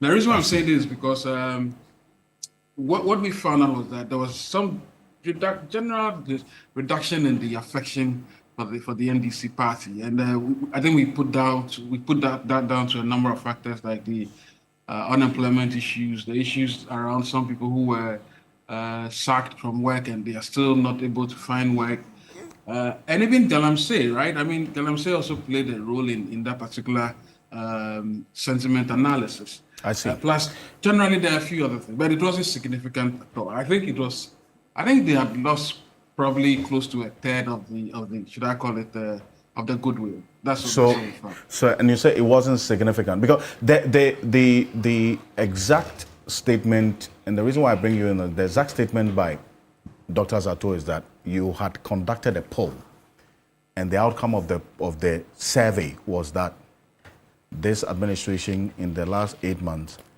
has had their goodwill eroded, as in lost. And he says, you, Imani, did this poll. Did you do this poll that brought out this outcome, any outcome of a sort, that there's a total erosion? I think that was the expression, the total erosion of the goodwill of this administration. Well, if you qualified it that way, I think total may be a bit of maybe too much, maybe exaggerated. I think we can say that there's some reduction in the how do you call it, in the affection for the party, but I think total erosion, not at all. Total would have meant that they were doing somewhere around maybe 30% or thereabout. But I think we saw close to 60% as of now. Well, somewhere we'll find another way to wriggle out. Okay, well, thank you. Thank you very much. I just needed you to clarify, because the integrity of Imani was on board this morning against the integrity of the statement of Dr. Zato. So now you have clarified your position and emphatically stated that this is not the case. Thank you. No. Alfred, that's not what he said. No. Don't bend your credibility. No. Listen, I think let's not go any further. You have a long way to go in this political. That's not what he said. He said about 60%. And the only thing that can keep you going is your integrity. If you've lost 60% of your integrity, of your popularity. I think safeguarded. Let's say 60%. I think let's save yourself. Safeguarded. Let's have this conversation beyond this. If you save myself, no. Hold on, gentlemen. Hold on. It's the only thing you have going for you in this public space. Okay. Thank you. Now, let's hear the president yesterday when he met the CSOs on this Galamsey matter. Take a look. One of the important successes is the change in the whole issue of excavators. Excavators came in huge quantities And I remember that at a point under the previous administration, they asked that permits be gotten before excavators are imported. Meanwhile, the law did not say you should get a permit after, but that was what we came to meet, that you bring the excavator, then you go to the Ministry of Transport and ask for a permit. But the law actually says that you must get a permit before you import the excavator. And so now we're enforcing that law. And so you can't bring an excavator in, you can't put it on a ship, and we're telling the shipping agencies, if you bring an excavator for which there's no permit, we shall penalize you, the shipping agency, for carrying that excavator here to Ghana. What are we doing to the kingpins? Because most of those 1,400 who have been arrested are young youth who are looking for something to be able to look after themselves. And we'll prosecute them, we'll imprison them. But those who run those operations are the ones that we must be arresting and imprisoning, not these little boys. And so we need to change our strategy. We can arrest the boys and all that. And I think that even if we send them, they should be given a leaner sentence by the judge, a slap on the wrist.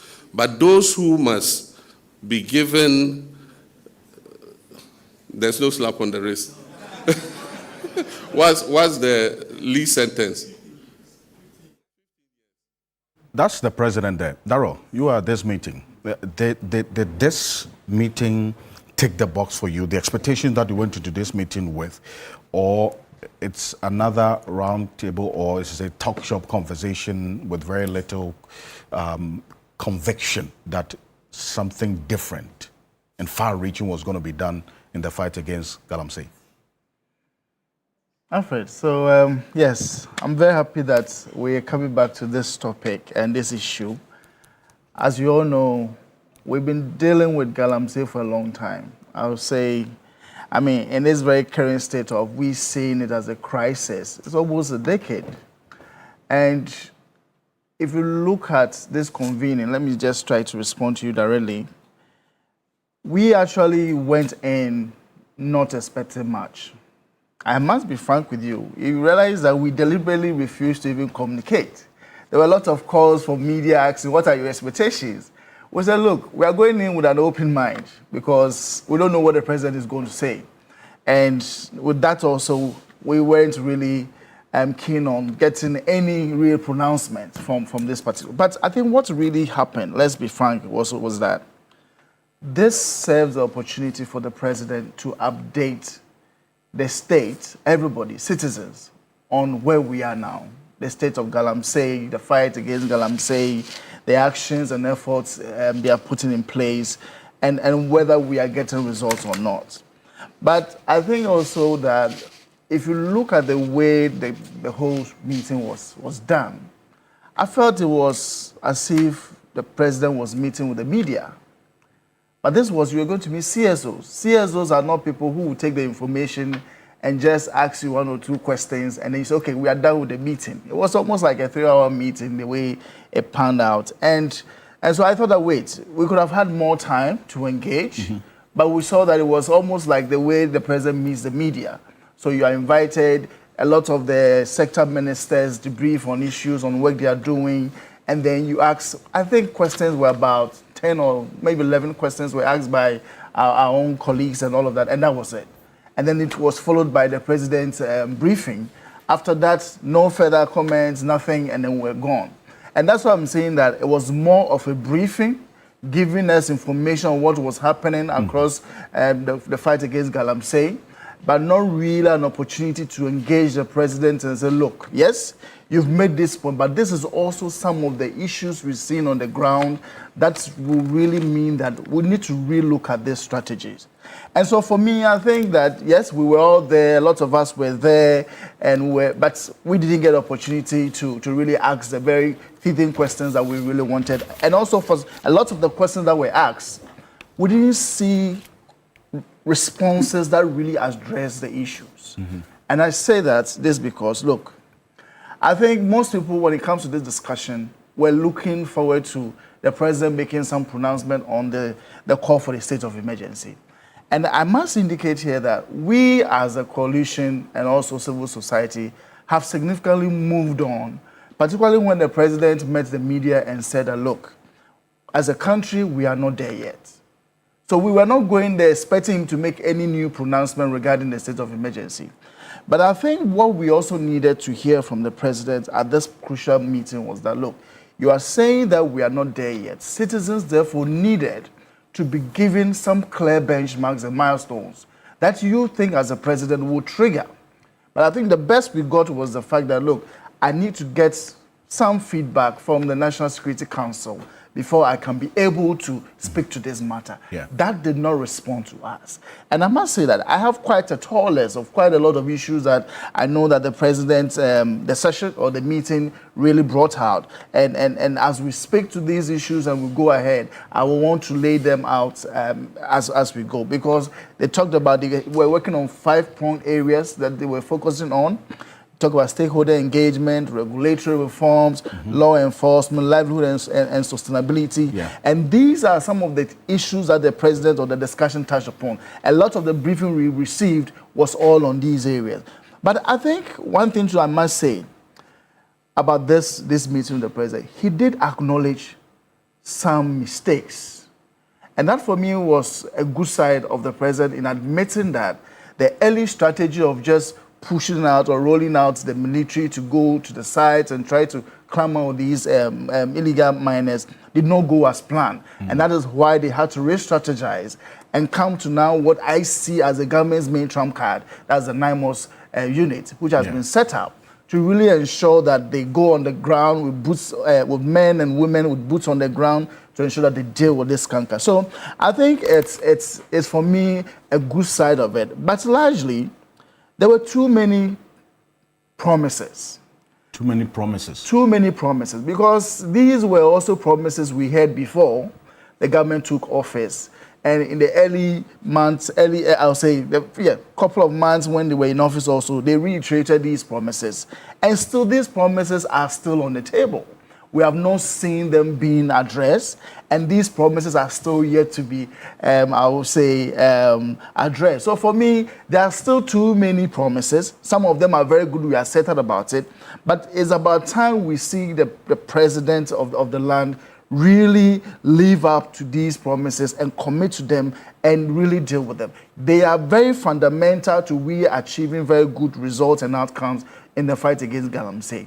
So far, from the discussion, a lot of activities, a lot of efforts are in the way, but are we there yet? That is a big no.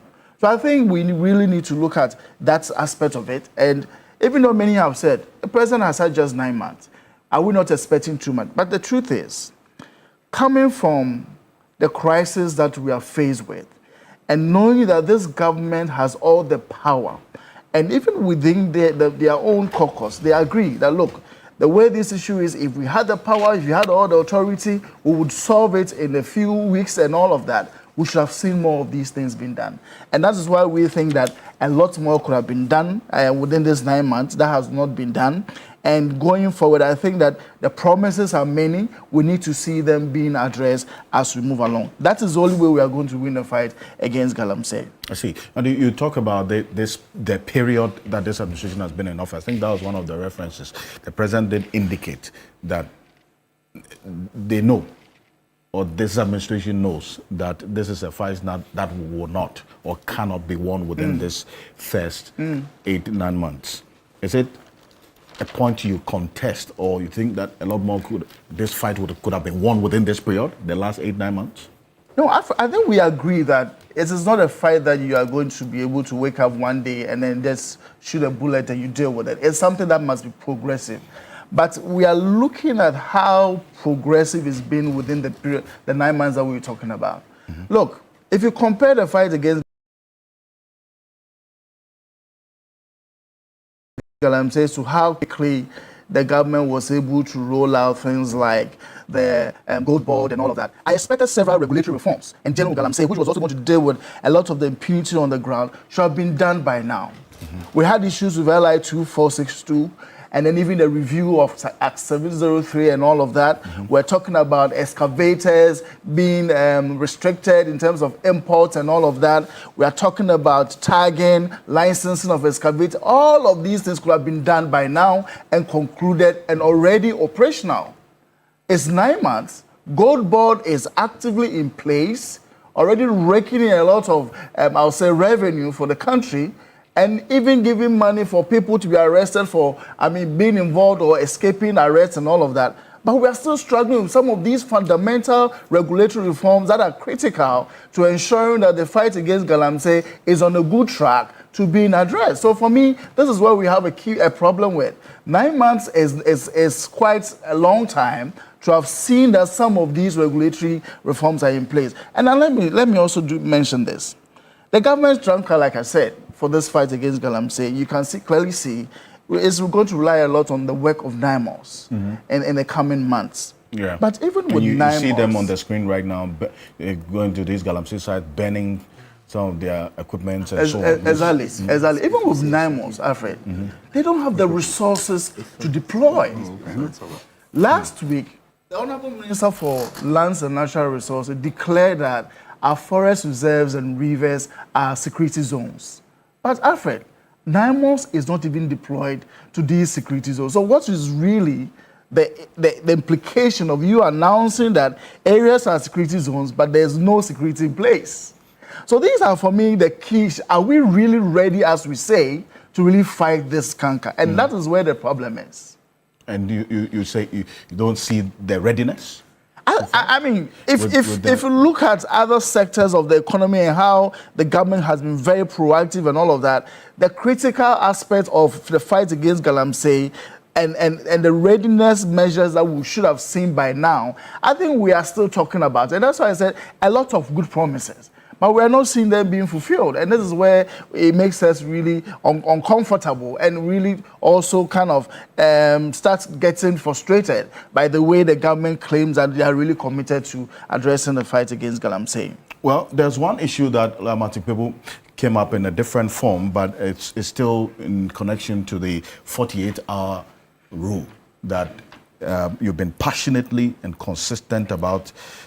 We abiding by the dictates of that particular rule, not because you, together with the like-minded persons, got our jurisprudence to appreciate why this is important. The Attorney General referenced it as, in his word, not a challenge per se, but it's an issue they have to deal with, even with the fight against galamsey. But this is what government identified as a root cause of galamsey. This is a presentation that was done by the Minister in charge of Lands and Natural Resources yesterday when you were there with him to meet the president. And it says limited awareness of environmental and health risk associated with galamsey contributes to its prevalence. Weak enforcement of the mining regulations allow illegal activities to flourish. They also talk about the issues. Next, you have the unemployment, poverty, and limited access to opportunities drive many to engage in illegal mining as a means of livelihood. Corruption among political officials and law enforcement agencies exacerbates the problem and undermines our effort to combat this menace. So, government acknowledges that there is some element of the persons who are benefiting from this being in the political class. As to what is being done to address it is another matter altogether. Do you see anything extensive being done to address this particular issue? Because this is a root cause that they have seen. They know the corruption among the political officials in the fight against galamsey. I think you're very right. I mean, I was discussing with Ken sitting by me when this was put on the screen. They were like, wait, point 2 and 4 should be the top. Should actually be just the root causes of why we have galamsey with us. The other issues are really there, but point 2 and 4, point 2 is about weak enforcement of regulations, and then 4 is on corruption among political officials and law enforcement agencies. That for us is why we are here. The crisis we are confronted with is all because of point 2 and point 4. Everything else is really very much of an underlying problem, which is kind of systematic. The point But two being a weak enforcement. Weak of the enforcement of mining regulations. I see. And then the point that's four. And then point four, which has to do with corruption of political officials and law enforcement. I mean, there are people, whether there is jobs or not, people in many communities are really struggling to find livelihood, and some are struggling to find jobs and all of that. But I say this is because if you talk about, say, 15 years ago, and you're asking about, when people are talking about job opportunity, nobody will have thought about going to do galamsey with the kind of impunity we see now. People will be thinking about getting a piece of land, going to do cocoa farming, or going to do some other agricultural enterprise to generate revenue. But now, if you go to the communities and if you ask them, if I give you resources, what will you do? Nobody will think about agriculture anymore. They will think about going to do gold mining, because we are very weak in terms of enforcing the regulations around the mining. And then also there's a lot of complicity of politically exposed persons, or even sometimes people in office, who are actually making sure that we are not able to really rein these issues in. So it is really the fact that some of these causes are really responsible for what we are faced with. But point 2 and 4 are the major reasons why we are faced with this crisis, and leading to our water bodies, our forest reserves, our food systems, and health being put at risk, not only for generations now, but also for the future generations. People, I hear the Minister in charge of Natural Resources talk about the review of the mining laws. That's to respond to that point 2 that you referenced. And then also, LI 2505 will now be tabled before Parliament to... No, actually, LI 2501 is the amendment of LI 2462. Yes. So 2462 will be repealed. Yeah. When Parliament resumes. Yeah. And that would now be replaced by LI 2501. That is the amended. Oh, but Alfred, I think that is very curious, because it's not gone to Parliament yet. So how are we able to determine already that the new repeal act, the repeal LI would be 2501? Are we able to tell that already? Who knows? It's a lawmaking process, and there might be another law that might come even before that. So how do we even know that it's really going to be 2505? It's quite strange for me. Okay. On this one, quickly. Yeah. So yes, in terms of the amendment and repeal, okay, what it is that, you know, even before this particular meeting, it had already been said that there will be a repeal of the law. So this is not the place the president is making the first pledge. I think it came in some weeks ago. And even prior to some weeks ago, they promised that the whole LI will be repealed. For me, what really got me, right, and on the president's side, was that soon after he won, the 120-day promise, I think in there somewhere, they said it. They're not going to do any more mining in forests. And that is very key. Very, very, very, very key. So it's like, stop the bleeding. You see, we're already bleeding. Akufo-Addo was issuing mining leases willy-nilly, especially in the forest reserve. We know how many times I've mentioned the Tiwa forest case. And Daryl is one of my clients. That's Arocha, 2019. When they said, no, they need jobs. So let's go into the Tiwa and mine anyhow, right? But when the president took over, for me, the key thing is that he's promised, at least I've heard it not less than 3 times, where he's promised that there would be no mining in the forest. And that's huge. That is a huge step forward, right? And so, you know that even the 9 forest reserves that the galamseys were in, we took them back. Then the galamseys went back into 2.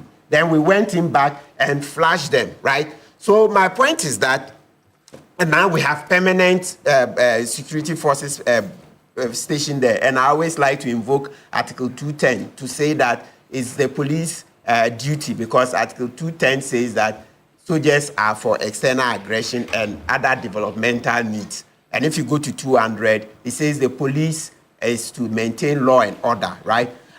So once now we have permanent presence in these 9 forests, for me, I think we should, well, short of saying celebrating, I think we should commend the government for it, because, you know, when you do that, then they see that we are following the conversation. That's how come for me. I saw that yesterday's engagement was very positive. Yeah. Because initially some people I said, oh, it's a talk shop, it's needless. I said, how? It's for you to go and make a new pitch to the president. like we say locally, nipeni yedru. We sit here and talk. He hasn't seen you in person, but when you go and then you have an opportunity to make a new pitch, you see that even the arguments get refined. Because yesterday, one thing I followed was that, you know, hitherto we had all been talking about turbidity. But yesterday, Ken Ashibe moved the conversation forward and said, Mr. President, it's not just about turbidity, but the quality, the best measure. There's a water quality index. Thank you. So you see how now the conversation is moving forward. So those who said, no, it's a talk shop, it's needless, spoke too early. How many times we started reading the Bible as kids? Are we still not reading the Bible? And for that matter, also the Quran and the Torah and all the other religions. So sometimes I think we should hasten slowly. So for me, the taking over of the 9 forests is a key step forward. And before even that, number one is the fact that no more mining licenses, mining leases, etc. In forest reserves, that's the big ticket. It's the big ticket because that is stopping the bleeding. Then we've taken over some of the forests. Okay? Yeah. So saying that the LI will be not repealed. Some. I think there was an update from the NIMOS commander that the 2 that were lost out of the 9 have been reclaimed. Exactly, I mentioned all 9. All 9, yes. So it means that we've made 11 attempts, right? So that is progress. And so what we need, and I keep saying is that perhaps can we get a daily update? Maybe 9 more should be. Yes. They promised it. Monthly. No, they Not didn't daily. promise. So that was let's a know question today. that was asked. Yeah. Yes, because that's what we've been saying here. Because you remember this permanent presence in the forest, etc. We advocated for it here. Initially, I remember some of the people in your team were saying, "Oh, it's impossible. No, go and shoot and kill and etc." But eventually, the president and his team saw that no, let's put permanent people there because you are coming to the forest and then you see that police vehicles are there. How are you going to continue? How are you going to continue? It's common sense that you've seen that the police are there. How are you going to continue? And so far, we see that no, the Galamseyers don't go and start shooting our police. Right? Thank God that's not the thing. Because some were saying send in soldiers because soldiers will create more fear. No. Yeah. I think our people are being civil enough and we are grateful that, yes, though they have arms, usually the arms are for their protection against robberies, etc., but not to harm our security agencies. So we are grateful for that. So now that we have the permanent forest, still answering your question. So for me, the repeal is like the icing on the cake. That's just the final thing. Yeah. It's not the beginning because the president announced cessation of mining in the forest long before. And he even, to be honest with you, see, sometimes because of the way the advocacy is done, because we don't have enough time. Look, what happens is that the moment they took out that particular part, the first thing about the mining in the amendment. Section. Yes, the rest could have stayed until we are ready to do an overhaul. But I see sometimes in the advocacy, people just say, no, repeal the whole thing, repeal the whole thing. I didn't support it like that because you have to put in a new framework. But I know sometimes the majority carries the vote. So you don't want to be saying things every time against the grain. But really, my point is that this repeal, it's not as if the repeal is going to bring anything new. Because let's remember that currently there are a few mining companies that were giving leases to mine in some forests. Yes. You know, Newmont, etc. They are in some forests. So you need this current law to regulate them. But sometimes, you know, it's just like the way we jumped onto the bandwagon. Oh, state of emergency, as if it was a magic wand. Then eventually, as the education started trickling in, we saw that, it's not just about state of emergency. Whatever we can do now, we can do. The law doesn't stop us to putting more NIMOS and blue water gas officials on the ground. That's basically putting more boots on the ground, etc. Nothing stops us. We don't need a declaration of the state of emergency before we start taking action. And this one, let me tell you a 2-line story. I'm not good at storytelling, but let's try this. Professor Kumado, you know, our venerable professor, constitutional law expert, this in the 70s, when they were in Commonwealth Hall, they used to entertain their female guests in their rooms in the night. Then, long story short, it came to a point, the hall authority said, no more female guests in the halls in the night. So they decided to go on an aluta. Then they got there, hall master came out, and asked them one question. He says, so what entertainment can you have at night with your female guests that you cannot have during the day? Right. So meaning that we are not banning your entertainment. Yeah. It's just the time that we are banning. Don't do it at night. So meaning daytime you can have You can have it. Then he said, they started looking into each other's face. That, what is he saying? What is he saying? Then that was the end of the demo. So that's the same thing. That was the end of the demonstration, meaning I just changed the time. So it's the same thing with this Galamsey fight. People were talking as if until we declare a state of emergency, we can't take drastic measures. I was like, how? The laws, and the president was very clear. We have all the laws. We've not yet finished deploring. And you're saying state of emergency. How? As we speak now, we've not declared state of emergency. But Amakufibua, Naimos, the water guards, they are in there. The police are in there. We've made 11 attempts in respect of the 9 forests. We've banned mining in forest reserves, etc. Did we need a state of emergency before we start acting? You see? So Right. for me, what we need, Daryl, maybe we should have that perhaps after 3 months, you make another appeal to meet the president. Let the dialogue continue. That's participatory democracy. Because in coming to meet you, I'm sure the president would have even asked for an update from NIMOS, etc. Then he thinks about ways to improve the fight. Yes, so it's, by all means, let's continue the communication, the vigilance, because the more citizens stay vigilant and then hold duty bearers to account, then the better the outcomes. But I'm hoping that so now it's clear to us that we'll stop the rhetoric on state of emergency. Okay. Right. Well, but the Attorney General raised concerns about how he's having to deal with the 48-hour rule, because some illegal miners who are arrested are granted bail after 48 hours. And they go back to the pit to go and mine. And they are arrested again. Like and they have to be in He said they should bring them to Accra. So he changed the let's venue. hear the Attorney General say, and maybe you propose as to how this can be dealt with. And that was because he's also thinking about what case. Yes. So let's take a look at this. And that looks like a problem Martin created. I don't know why you say it's a problem. Arrest. About 1,400 arrests. Now, the biggest problem we've had with the arrest is the 48 hours rule.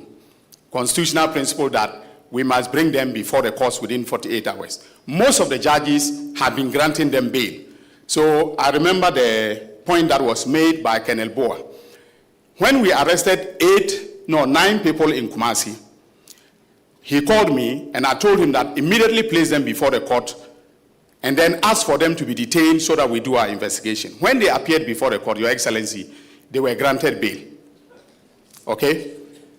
Then they went back. He was very good in monitoring them. They went back into the forest. So I told him that even despite the fact that they've been granted bail, because they have gone back into the forest, they've committed a new offense. I asked him to arrest them, but to bring them to Accra, instead of placing them before a court in Kumasi. And I'm dealing with them now. They are in detention. We will not release them. We will make sure that even if the High Court says we should grant them bail, we'll go to Court of Appeal and go to the Supreme Court to ensure that we hold them until the dockets are prepared and then we send them to court. Currently, we have initiated prosecutions in 60. So it says some 65 dockets. In fact, and the 65, not just for one. There are others that covers 10, 28 illegal miners as well. So in total, some 600 illegal miners are going through the process as well as we speak. Now, that concern of the 48-hour rule and having to be granted bail and then they go back to the pit to go and mine. How can this be dealt with? Right, quick one. So, well, without hearing more about the facts, okay, it appears what the Attorney General did is partly correct. But if you ask me, so let's develop that further. So he got frustrated and said, okay, now bring the suspects to Accra so that the prosecution will be done in Accra. I don't know how sustainable that would be because, you see, asking them to travel all the way every time from Kumasi is going to create some problems. But as I've said, I don't know all the facts. But they could have stayed in Kumasi, and then this time their behavior will be brought to the attention of the court. And no, I mean, judges are also part of our society. Once they see that, hey, Krachi, you were granted bail and this is what you went back to do, sometimes you would not be readily granted bail. You remember the, what do you call it? So there are circumstances that the 48-hour rule would not strictly apply. It's not. It's actually even an amalgamation of the 48-hour rule and the non-bailable offences. Right. So that's non-bailable is payable number 2, and then the 48-hour rule is payable number 4. So the non-bailable one says every offence is bailable, right? And so once the person meets, subject to the discretion of the judge. So if you present enough, you make a good offer to the judge that, look, this and this and this reason. So I'm married, I have children, I'm gainfully employed, maybe we have this and this sureties, etc. And the offer looks good. The judge takes it and will grant you bail. But once you're granted bail and you go out there and willy-nilly return to it, the second time is difficult. It's difficult. You remember, Oliver, when the previous administration, we did the demonstration the year before, and then subsequently there was another one. So you see that the second time getting bail for him, eventually they had to go to the High Court. It was a bit difficult because we're using this thing that, Oliver would, that's Oliver Bakavoma, would go out and do the same thing, commit the same crime, etc. But I see that even eventually with that one, he was admitted to bail. That particular thing, that because we granted you bail and you went back, we should ipso facto deny you bail. The courts don't accept it totally. They review it. After a while, bail is granted. Now let's look at this. What the Attorney General was saying. Obviously, it is not a case where we have the police there. Now we have presence in the 9 forest reserves. Has anybody come to say the Galamseyers have returned? So it tells you that that particular case is referring to, we don't have police and other NIMOS presence. Because how were these Galamseyers going to go past them? That's why I said, Dr. Aine, let's understand this. My good professor, Aine is a good guy. You see, it's a public pressure, so he has to also, adapt a bit. Because I can tell that table number 2, okay, that's a non-bailable. Aine was even more passionate about it more than me. I came and met Aine with it, attempting to do something, but he was busy. So eventually when we did it, he gave me some suggestions, add this, add that. He made an input. I see. Yes, Dr. Aine made an input when we were going to court. So it's not as if he's interested in just incarcerating people, but he also sees there's enormous public pressure. So Charlie, sometimes you have to play a bit to the gallery. But I'm saying that if we had permanent police presence there and NIMOS guards, these people could not have returned. They could not, because so far we've not heard any story that we have our policemen and NIMOS at any vantage in any particular Galamsey area, and the Galamseyers have returned and penetrated that wall, that fortress. No. So maybe we'll appeal to Dr. Aine that after a while return them to Kumasi, because the best is rather to have the people in their localities so that the cost of going to court, attendance, etc., will be reduced, because we should not unnecessarily burden the citizen. Yes, we are supporting the fight, and that's what we are doing here. Like you say, we are supporting it, except that, like a human rights angle is also very important, because let's not forget those who were asking for the shoot to kill. Last week was when I left here that somebody reminded me the case of Major Mahama. You see how the Galamsey fight, yes, when they were helping to, protect, but because the citizens saw him, suspected that he's rather part of the Galamseyers, we all know what happened. So let's hasten slowly. Let's continue to keep the laws whilst we fight vigorously, whilst we fight robustly, because we support the government that it must be fought. We are all drinking the same water, right? So if any tragedy comes, it will wipe all of us. So we are supporting the fight. It's just that let's also continue to follow due process. Otherwise, we'll cause some trouble, and then that's the one we say that the cure is even worse than the disease. Indeed. And you see, the Catholic Bishops' Conference was at this meeting as well yesterday. They, in their statement, acknowledged what has been done and what they expect to be done.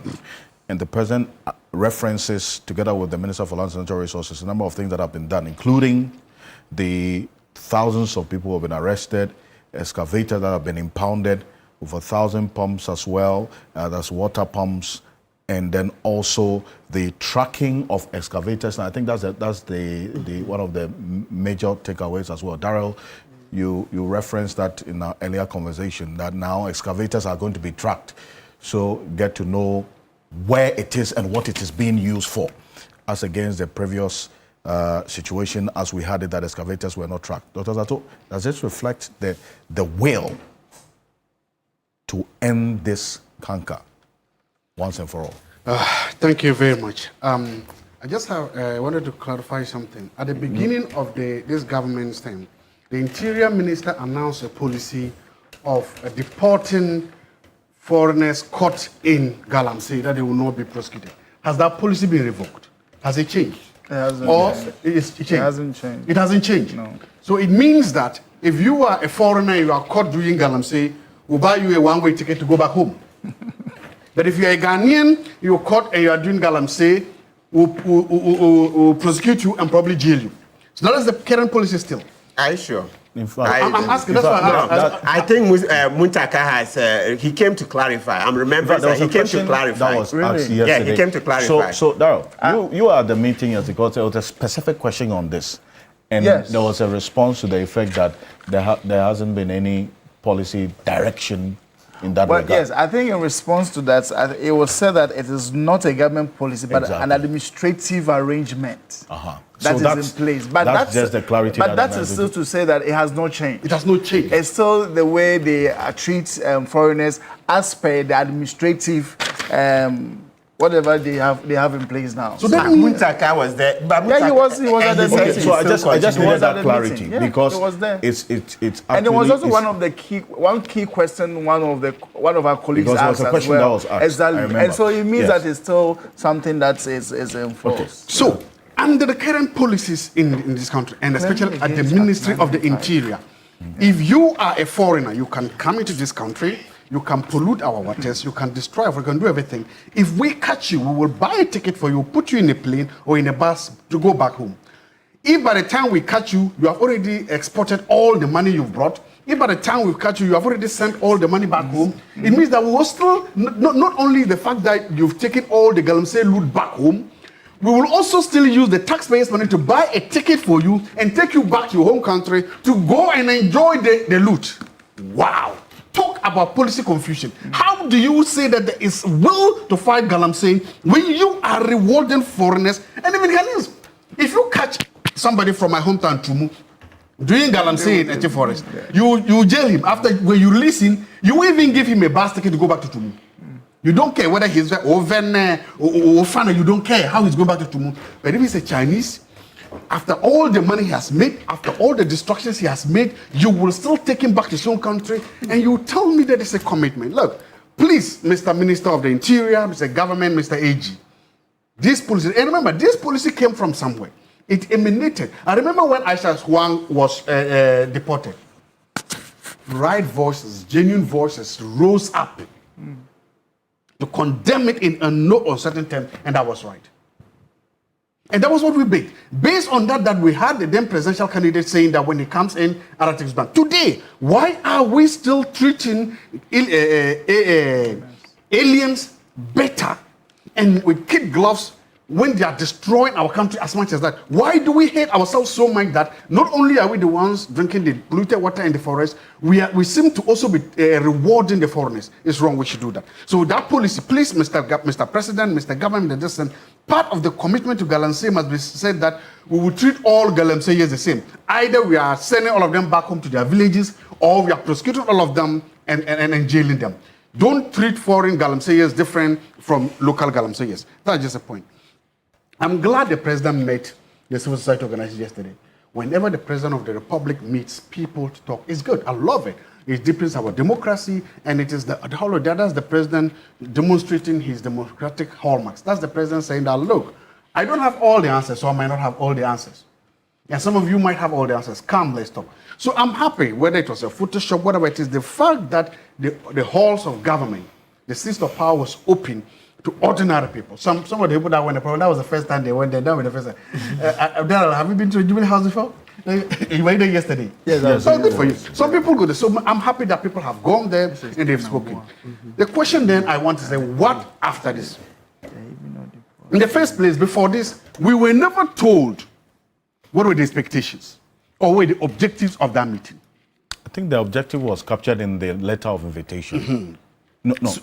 You said we were never told. We were never told, yeah. But the objectives were. It was, okay. Yes. So now, what is the plan? Do we have a plan to implement the recommendations that come there? One, I want to see a social contract like the one the president signed when he came into power on Galamsey. I want to see the president say, this is my social contract on Galamsey.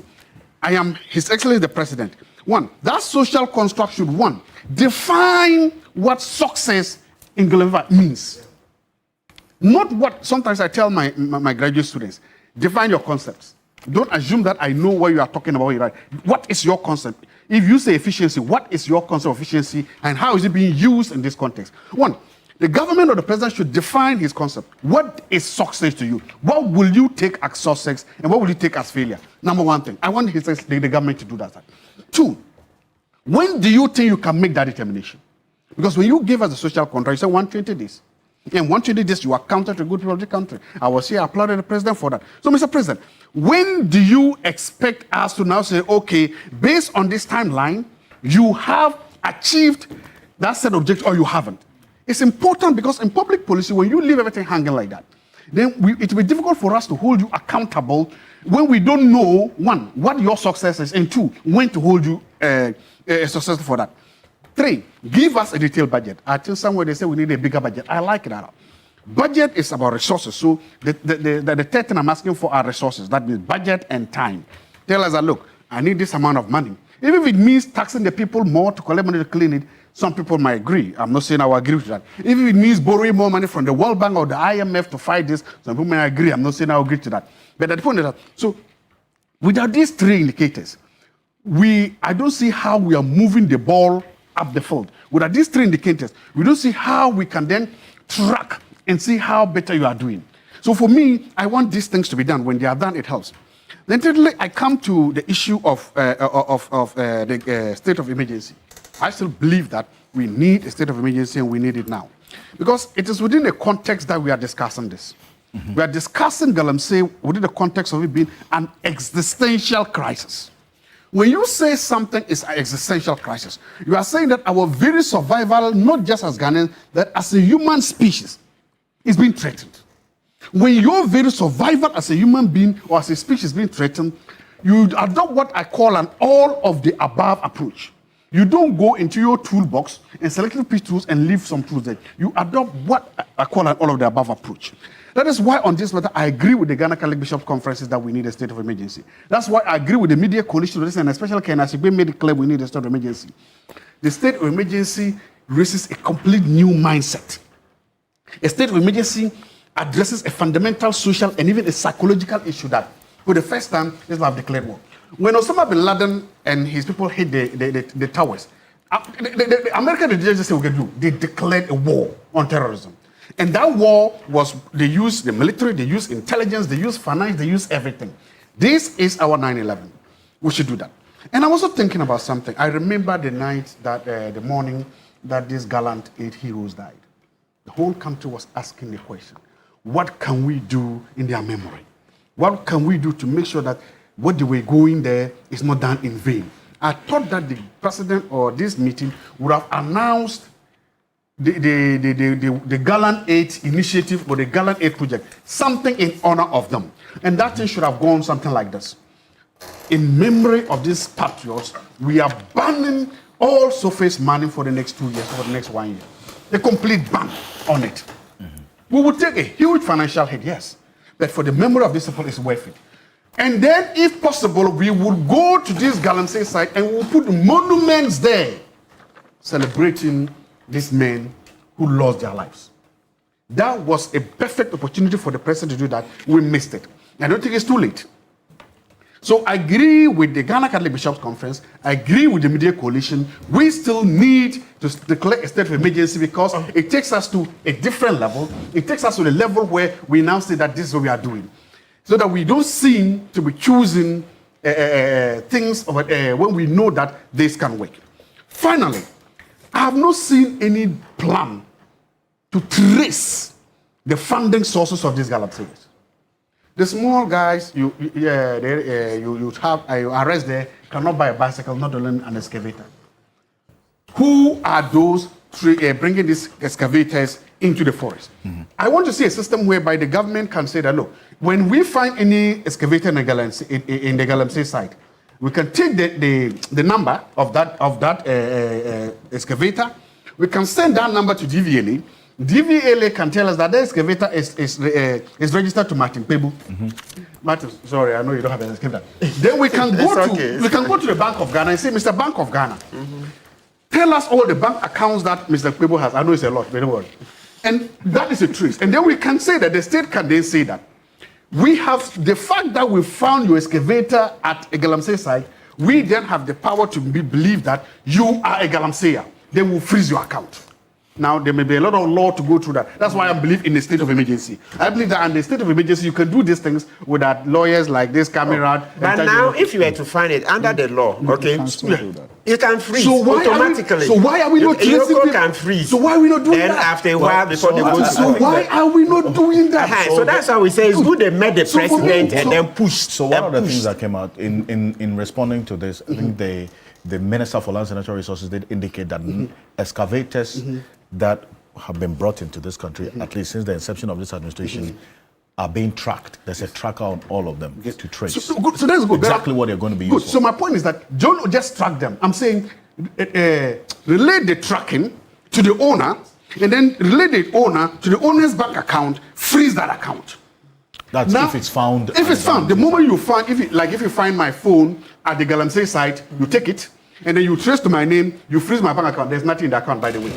Then the onus of proof becomes on the person whose account is frozen. You now come and tell me why your excavator was at the Galamsey site and why we shouldn't freeze your bank account. Yes, when it comes to money laundering, that's the law. Thank you. That's the law. So look, if we are able to do this, that means that we are doing something. We are hitting at the finances of Galamsey. We're hitting at the finances of Galamsey because if we only catch the small boys and girls who from my village who have come here just to do Galamsey distance, we are not winning this war. So far, we have not hit the finances of Galamseyers. So far, the state has left Galamseyers to enjoy all their loot. Let's begin to hit where it matters. Let's begin to hit their pockets. Let's begin to hit their bank accounts. When you do that in the future, they will withdraw. Because see, Galamsey is an investment. If I spend, I don't know how much an excavator costs, let's say it costs $50,000 to import an excavator. That means that I'm trying to recover that money. If the next day the government freezes my bank account and I cannot pay the bank or somebody for the excavator, I won't import another one. I won't do that. So please, let's do this. And some of this are practical. Some of this we can do them tomorrow. Yeah. So we can, in fact, with all the excavator seas, we can generate those numbers today, and by tomorrow we can freeze all these accounts. In fact, you know what we can do with that money when we get it? We will give a large chunk of it to Mr. Sohoyene for the big push, so that you send a lot to my hometown. Right. But then we can all the excavators, were they picked up at mining sites? Yes, those that were picked up. We hear there are some that are impounded, right? Yes. From mining sites. Yeah. Those are them. They will we'll give a lot of the money to him to go to, and they will send some to the EPA to begin reclaiming the forest. Now, you have to finish convicting them first before you distribute them. And instead of a emergency, do we have to? Thank you. So you now see why I'm calling for a state of emergency. I'm calling for a state of emergency. No state of emergency should allow that. I want you to allow that. So I'm calling for because there's a constitutional protection, Article 20, your property, okay, and 18. So they're the same. The lawyers, I'm much. believing that. Oh, let me read out. Yes, I'm believing that. My point is, state of emergency will let us hit their finances. State of emergency will let us hit their investments. You can use the law. Like I told you, what is it that you can do now? So why haven't we done that then? My question. Why haven't we done that? I think so far the president said they've deployed. So my point, ultimately, in summary, define success, give us timelines for success, tell us the resources you will need, and begin to freeze bank account of Galamsey, those who fund Galamsey. If we do this, we will see that the tide will begin to change. Anything other than that, we are losing the war. Well, and talk about the financiers, Alhaji Suhini, that was one of the major promises of this administration, correct? That you're going to not only arrest the people in the pit, but also deal with the financiers of illegal mining, Galamsey. How far has this administration gone with that? Alfred, first of all, I think that there's a need for us all to fairly commend the organizers of yesterday's event. It was very well put together. The outlook was different from the talk shops that we have had in the past, where money sometimes, got expended for nothing. I mean, I recall back in the day where we went to regions, and to traditional authorities, organized big seminars and events that cost so much money. You recall that I even at a point shared some of the, amounts that were spent in organizing fora on Galamsey and how to deal with it. I remember at one point about 1.8 million Ghana cedis was spent on one event, and we had these events across the regions. In the end, I mean, we didn't get anything. But yesterday's event was simple. It was simple. I mean, and it was not, outside. It was not at like a hotel where you had to, or the conference center where you had. It was simple to the extent that it was for me like a classroom. And then you had the president like the classroom teacher and saying, look, we have this topic to discuss. It wasn't like a lecture. It was like, the kind of lecturer who comes to the classroom and says, we are going to discuss this topic. That was the outlook I saw. And I thought that it was beautiful. It gave, the opportunity for everybody to freely express themselves when they were called. Not everybody had the time, though, because of, the time limitation that we had. But I think that the organizers really, really did a good job by the way it was put together. It brought all the different shades and different thoughts, together. And the presenters did a fantastic job, from the Minister of Lands and Natural Resources to the NIMOs and to the EPA. They all did a brilliant, presentation, up-to-date state of affairs as far as the government is concerned. And so I need to begin by commending those who put this event together and those who, did the presentations yesterday. And the questions that came out, that is where I think that it's also very important that we commend CSOs like Darrell and Co. They have been very consistent on this matter. And it is admirable, the energy and the time that they spend on this, as if, their lives and livelihood depends on it. It's admirable. Yeah. I must admit. Does, because I'm saying guess West, we are out there. I know, but so I agree with you that their livelihood, all of us, our lives actually depend on it. So I think that it is important that we commend them too for the consistency. And His Excellency the President, I am sure, was very grateful, and he remains grateful. I think yesterday, even after the event, if you go and read the post that he shared on his social media handles, he is asking for the pressure to be mounted on him. He says, keep me on my toes. I want us all to succeed. So as I commend them, I will reiterate the president's words that you must not, give up. You must not relent in your efforts as members of CSO, determined to support government and to put government on its toes to achieve the results that will save all of us, that will save even the generations that are yet to be born. But you see, in this conversation and in this fight, we must guard against, victories that don't add to anything. Victories, the lawyers call it, what do you call it? Something victory. Fleeting victory, something. You use a word. Yeah, fiery. Yes, a parry victory. Yes. I mean, we should guard against victories that impact nothing. Okay. And big declarations that don't mean much.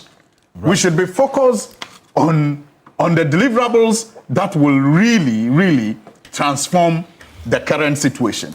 It's not about whether I asked for a state of emergency and it has been declared. No. That shouldn't be about it. You know, it shouldn't be about I want a president to declare that he's put his lives on the line, or his presidency on the line. We have heard that before. We have heard all those big declarations before. We have, and what happened? So we should guard against, you know, victories, like I said, that will not impact anything. Okay, we have won. We have succeeded in getting the president to declare state of emergency. And then what? But we should be looking at the measurables. We should be looking at the commitment to getting results that are, you know, indeed meaningful to all of us. Look, yesterday when I was listening to it, a number of things came up.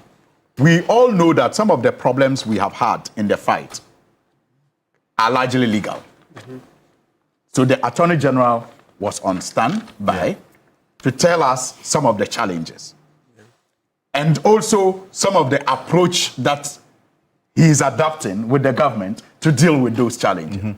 So for example, the challenge of, detention and the 48-hour problem. He says, that is a problem. This is how we are dealing with it. And that's not a promise. That's actually, you know, part of the process of addressing the issue. It's not a promise. And so it shouldn't frustrate you. It should perhaps let you want to follow through and see how is he really resolving this problem. Then the issue of tribunals that he promised, that we are going to, that one is a promise. But he has also given an indication of how much work has been done so far. I think we should get closer and see how much work has been done so far and how much work is left to be done for the tribunals to really see the light of day. Because he says, I am working on the tribunals to ensure that we fast track some of the trials involving, you know, people engaged in galamsey. Then the legal reviews that were required. He also talked about it and he agrees. And that's, again, something that must, you know, encourage all of us. It is not as if the government disagrees that there should be a legislative review. The government agrees and assures that when Parliament resumes, LI 2462 will definitely be repealed. And in its place will be a new law. And he says, and we all know that in this country, it is the Attorney General and the Minister of Justice that monitors, you know, the passage of these LIs and acts and also monitors the numbering. So he says, look, we are working, and when they start working LIs, when they start working on LIs at the AG office, they assign numbers to it. Even acts, they assign to it. But it is after the process. If that number is still going to be maintained, it is maintained. Sometimes it gets changed because some other legislations would have gotten passed before it. But it tells you the commitment that, look, we are going to pass it. We have drafted it. We are waiting for Parliament to come. And when Parliament resumes, we'll lay it. And after 21 days, it becomes law. And so let us wait when Parliament returns, and then it is not laid for the days to start counting. Then the president's invitation for you to put pressure on him is reactivated. So I saw that again. There is that commitment to prosecute, because the Attorney General told you how it was at first difficult to get information on Akonta mines, and now the docket available and his determination to ensure that by Monday he files charges against the kingpin. And here we are talking about the kingpins again. That is also living the promise of ensuring that we do not just focus on the people on the pits, but those who are funding and financing it. That's a big. I mean, to tell you that we are going to begin prosecution of a company like Akonta Mining by Monday is no longer a promise of dealing with the kingpins. It's an initiation of the promise of dealing with the kingpins. And it has to be seen in that light. Yes, he's not the only one, and one is not enough, but let us go on. That is the beginning. Let us go on to ensure that we get more of these people to face the law. I was encouraged by that. And then again, he talks about, even reporting party members for investigation. And that tells you the level of political commitment that we have, where colleagues are even willing to submit each other to, investigative bodies to either clear them. In fact, maybe some of you didn't even know that after the referral to the investigative body, a petition also came from the small scale miners. But he mentioned it yesterday. That for me was additional information that, look, we even got a petition and we have forwarded that we are working with that petition also.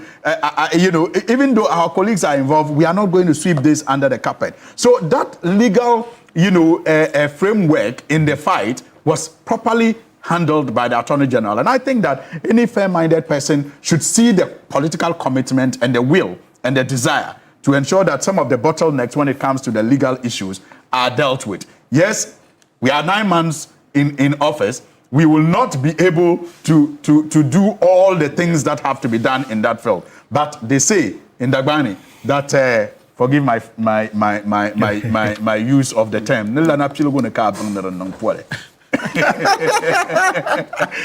Martin understands. I mean, to wait, it is the initiation stage that you know if something will develop into a hernia. I don't want to go into that. but you see, so it is in this.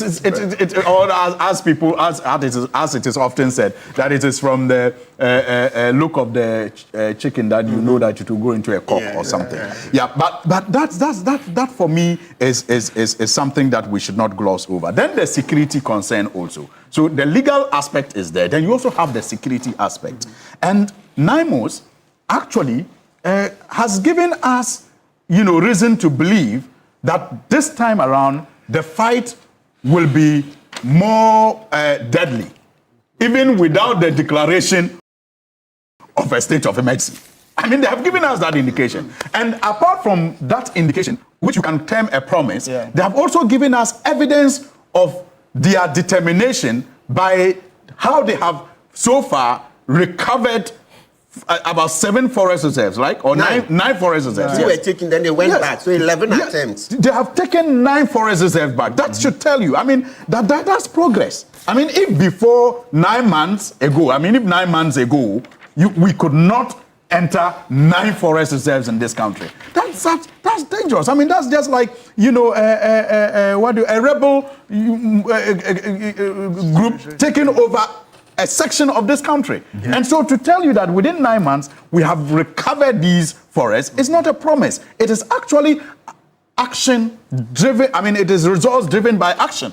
And it must be appreciated and supported. So they have taken back these forest reserves and they have given the indication that it is going to be deadlier this time around. And they're on the ground, actually, destroying these machines where like he said, in situ, when they cannot, take it out. And they have the political support. His Excellency, the President says, look, even when they come and, advise him to declare a state of emergency, he will be willing to declare a state of emergency.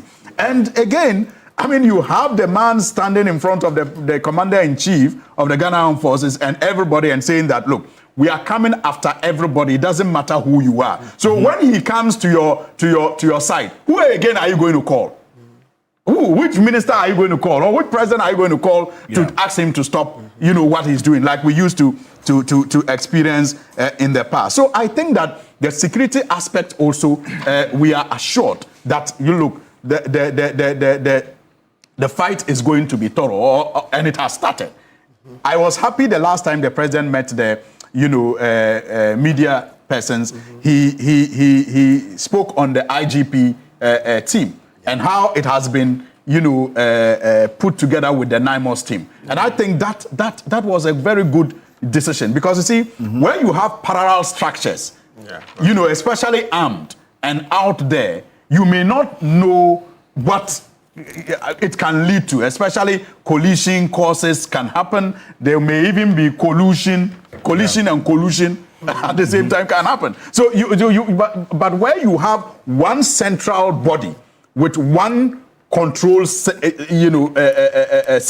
then you know who to hold responsible when things go awry. But where you have different groups fighting at different angles, receiving their command from different places, you can get into issues of collision and collusion. And I think that it is good that they have put them together now. Then there's also the administrative bit of it. I mean, when I was listening to it, these were the structures I saw. The legal problems, the security issues, and then the administrative issue. And the administrative issue relates to the importation of excavators and how they are cleared, how they are tracked. And Tato, you see, made a very important suggestion, but clouded by, the political point scoring of, let's win by calling for a state of emergency. He misses the very good point that he makes. That, look, we can even go beyond tracking these excavators to tracking it to their owners and tracking it to their assets, including their bank accounts, and freezing it. I agree that it is a good suggestion that we can, that should be taken on board. But that is an administrative role of the Ministry of Transport and the Ministry of Lands and Natural Resources and IOCO, and then the ports all together. And clearly, we have also seen, again, that is not a promise, that action is being taken to streamline and if you like, clarify the process of importing an excavator and also monitoring the usage of excavators in this country. It is clear that it is not a promise. It is actually something that is being carried out today. And these excavators are not just going to be licensed, they are going to also be geofence, as we are told. And in some cases, some of them have already been geofenced. They have been tracked and they are put out there and they have been monitored. So it is not a promise. It's actually something that is also on the ground. The blue water guards are people that are on the ground, also serving their purpose. Yes, they are just at about 1,000, and we need more of them to be trained to ensure that they provide the services that they are providing. The licensing regime. I mean, we know that currently there is no license for anybody to mine in a forest reserve. That is an improvement. And the system is being monitored to ensure that nobody, grants a lease on the blind side of any authority to anybody to mine in any forest reserve in this country. In fact, even at the Minerals Commission, I don't know how many licenses have been issued since we came into office. Because it's become so tight that it is not like before where you could have like 200 and more being issued in 1 year. It's not like that anymore. I see. So that is progress that is being made that needs to be commended. And it is not for nothing that we have the turbidity levels of our water improving. Yes, the quality. We can't say that. No, we can't come to that conclusion as yet. Some have improved. The presentation yesterday, the data showed. Yesterday, we had serious issues with the data presented on the quality of water. No. You see, I'm not talking about quality of water. Yes. That's the point I was going to make. Exactly. That's the point I was going to make. But that was going to be my second point. That look, it is nobody said this was going to be an event, and so even the successes will not be a one-time thing. And like the president assured, it's not going to be a flash in the pan. So if we have the turbidity levels improving, we can move to quality. But turbidity is also important. Yes, turbidity, I mean, many things contribute to the quality of water, but turbidity is one of it. So if we say that we have improved turbidity, like the EPA presented yesterday, yes, we mark it as an achievement, but we demand for improved quality.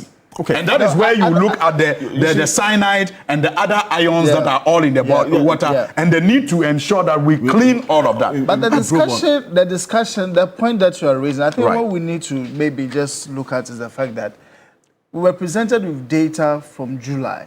Yeah. Data picked from sites that NIMOS had gone to do some operations there.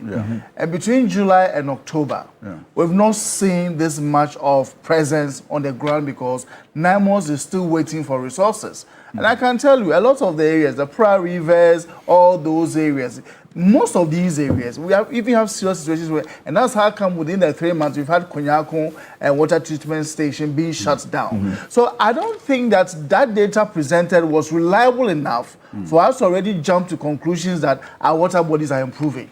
if you go to No, the no, ground, let me understand you. Reliable in which sense? Is it that it is mean, you we can't suspect it is use- outdated or and should be updated, No, or and you are that just is- saying that it was not correctly No, I'm saying done? that data for me is obsolete now in the Okay. terms of the situation. Depending on because of when it was done. Exactly. You say it is July. Exactly. Okay. And So- even so- within that so you see- period, you see- within that period, That is we've had a lot of water let's treatment say stations. let's say that I just let's say want that to we are listen to looking at the glass in different ways. Exactly. And we need to be very frank about because it. it is Yeah. because it was taken in July. Darrell thinks that if it is taken today, it can be worse. Well, I can also think that if it is taken today, it may be better. Hold on. Are you getting the point? You If see- it is taken today, it may be better. Okay, I so- think so- the reason why make I'm the saying point. that, But I let me agree make with the you. point is that since that data was That we should collected, update we that have had data. several water treatment stations being shut down. Well, but so what is your justification for saying that our water bodies are improving? No. Right. You see, this is a scientific. it's- Darrell, that's what I'm saying. It should be a scientific conversation. The fact that it doesn't take a month or two for a water treatment system to take a decision to shut down, it would have been as a result of Exactly. accumulated issues. Exactly. So if before July they had those issues and they were managing, and then in August they shut down, it doesn't mean that between July and August there hasn't been an improvement in turbidity. There could be an improvement in turbidity, but there can be a deterioration in their plant.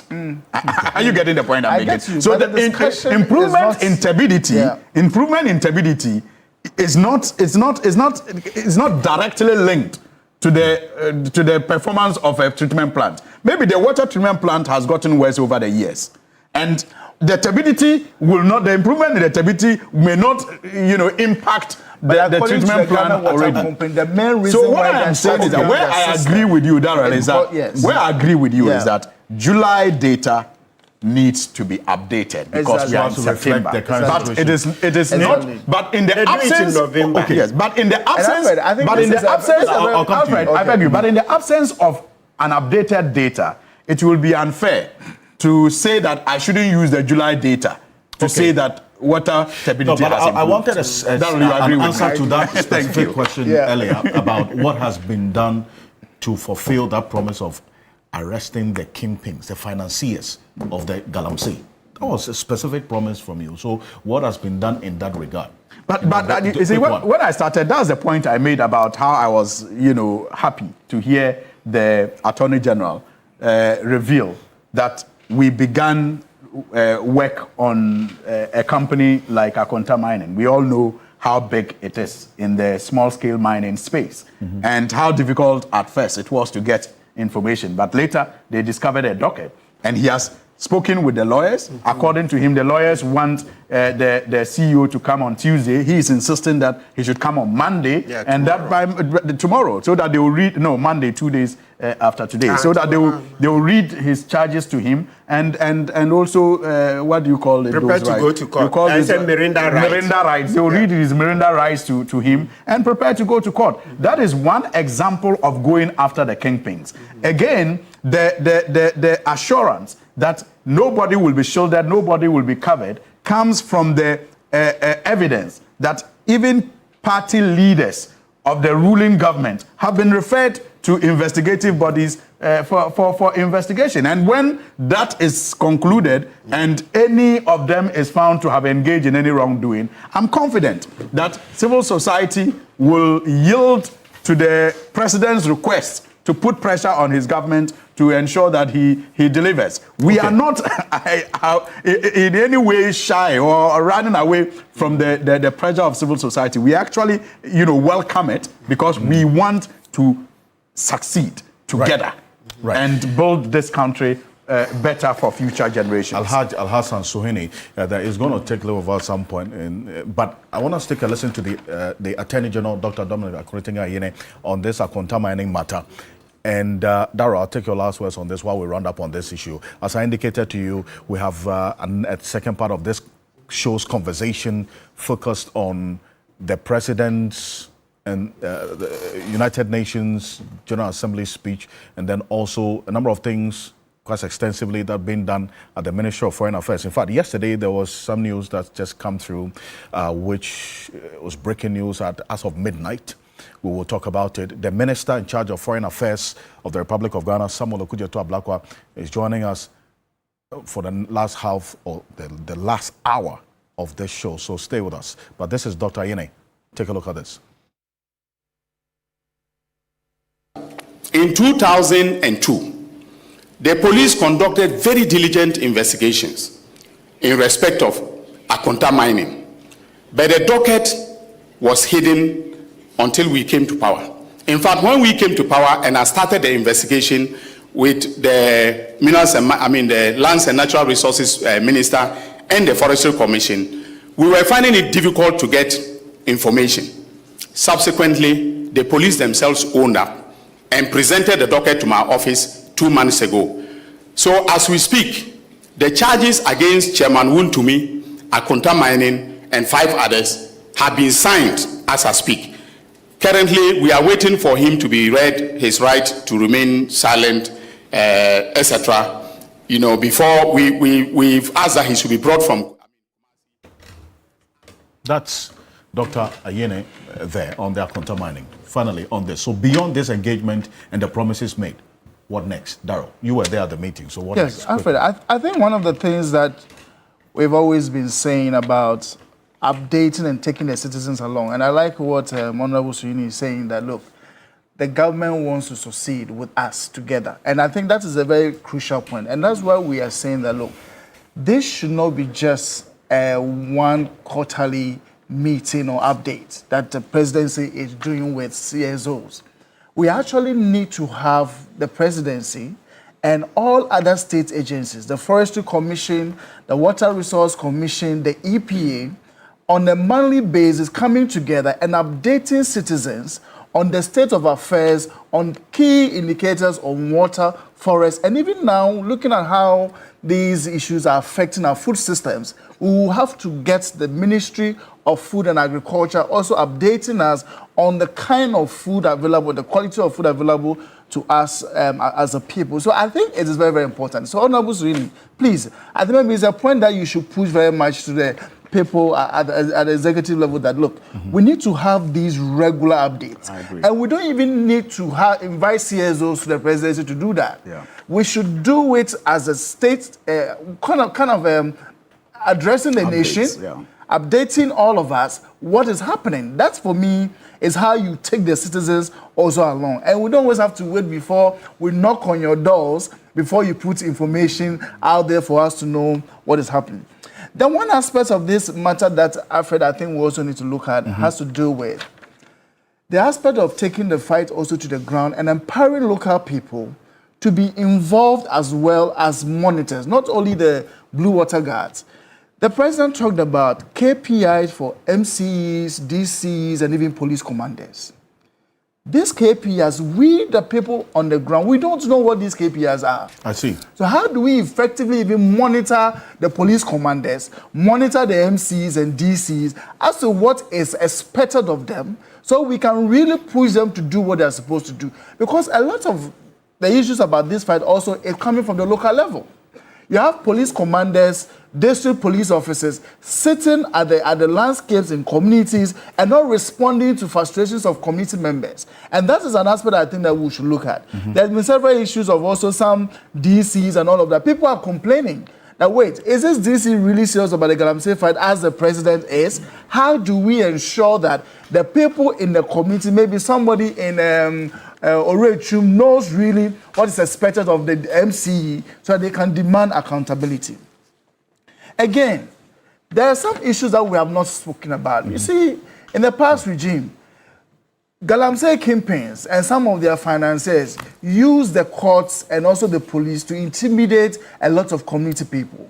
And to the extent that these kingpins brought up cases against community members who were fighting to save their community water bodies and forest reserves and all of that. There are a few cases out there that I think that the AG needs to look at. There are cases of some people in our Toronto community, for example, who are being prosecuted for just standing up for their community right. And this is something that's very common in most areas where communities are intimidated. So there was a point that was made by the GJA president about the fact that we need to tell the stories. I think when the media is out there and is telling the story, we should also pay attention to the frustrations of the community people.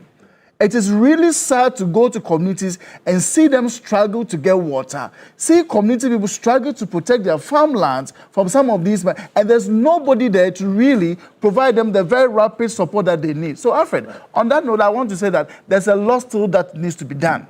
And so far, we will expect that the president of the land will take the very decisive decision to ensure that these are done. I think the president must do more, and that is our expectation. How about last one, there's a minute. We have to round up on this. Well, I will just want to encourage all actors in the space. I see a genuine commitment from everybody in government and in civil society. I see a genuine commitment to succeed. And so we, once again, I'll repeat, have to limit, discussions or conversations that will be focused on, glories that don't impact anything. We should be focused on collaboration that makes more sense and collaboration that gives us better results. We should see each other as collaborators in this fight. Once there is the genuine commitment from all stakeholders, then we should see ourselves as collaborators instead of seeing ourselves as we against them and we versus them. Because I don't see any, opposition now. What I see are sometimes disagreements about approach, which can easily be ironed out when you see yourselves as collaborators. And I want to thank once again the organizers of the event yesterday at the presidency and the CSOs for their contributions. Well, question just in a minute on this. I'm just going to say that, I like the note we are all sounding on. Yes. Commitment might be very necessary to fight this, but in of itself is not sufficient. Let's go beyond commitment. Let's put in actions. Let's keep that. And as I said, I love the dialogue. They said that they didn't invite me. So thank you. Don't say everything about me.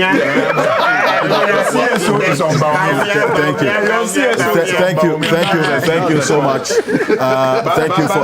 Let me say that I see the son of man around, the foreign minister around, and somebody said somewhere, and I agree that the way he's going, if we are not careful, very soon we will have visa free to USA. That's all.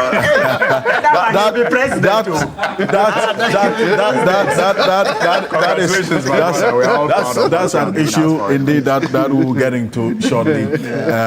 Now we've had the visa restrictions imposed by the United States lifted, and as to what exactly led to that is what we're going to get into. It's an exclusive conversation we're having with the Minister in charge of Foreign Affairs, Samuel Okudzeto Ablakwa, here on the Cape Horn. You didn't give me the 1 minute. Yeah, 1 minute. Forgive me, please. Yes, so I agree this with what my co-panelists have said. Where I need more visibility is that I keep repeating. I think you've also even repeated. Can we get a daily update that every day, where are we in terms of, okay, here, there, because it's the scale of it. You see, so far, people are saying that, no, they are not seeing much because even the media yourself, you don't have visibility.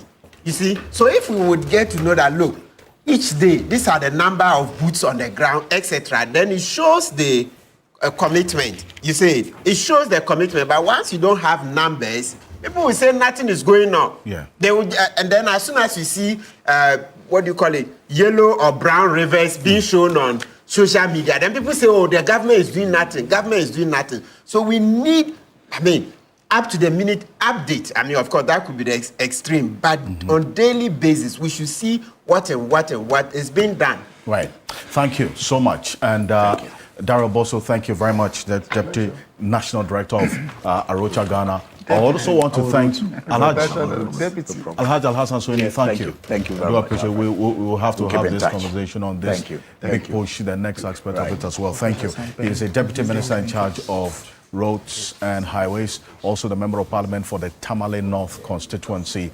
And our next conversation will start off with the President's speech at the United Nations, dovetail into the recent developments regarding the United States-Ghana relations and this visa restrictions that have been lifted. Now, I'll be joined on Zoom by Dr. Mohammed Ibn Chambers as well, a celebrated son of the land, consummate diplomat. He's currently Africa Union's representative for silencing the guns, joining us on Zoom as well. But let's quickly recall, this is what the president said. One of the major highlights of that speech, he arrived from the United Nations this week. So one of the major highlights of that speech was on the position that he espoused unequivocally on the happenings in Gaza with respect to the Israeli-Palestinian war. Take a look. The denial of visas to President Abbas and the Palestinian delegation sets a bad precedent and should be deeply worrying to all member nations of the United Nations. Ghana recognized the state of Palestine in 1988 and supported a two-state solution to the conflict since then. And I say, contrary to the claims of some, a two-state solution would not be a reward for Hamas. It would rather be a reprieve for the hundreds of thousands of innocent women and children and people who are facing collective punishment and forced starvation for no reason other than the fact that they are Palestinian. For nearly 2 years and for the fear of reprisals, we here in this General Assembly have been playing hide and seek with language to find the right words to help us avoid or excuse what we all know is taking place in Gaza. But here's the thing, it doesn't matter what you call it. If it looks like a duck, it swims like a duck, and quacks like a duck, well, then it must be a duck. The crimes in Gaza must stop.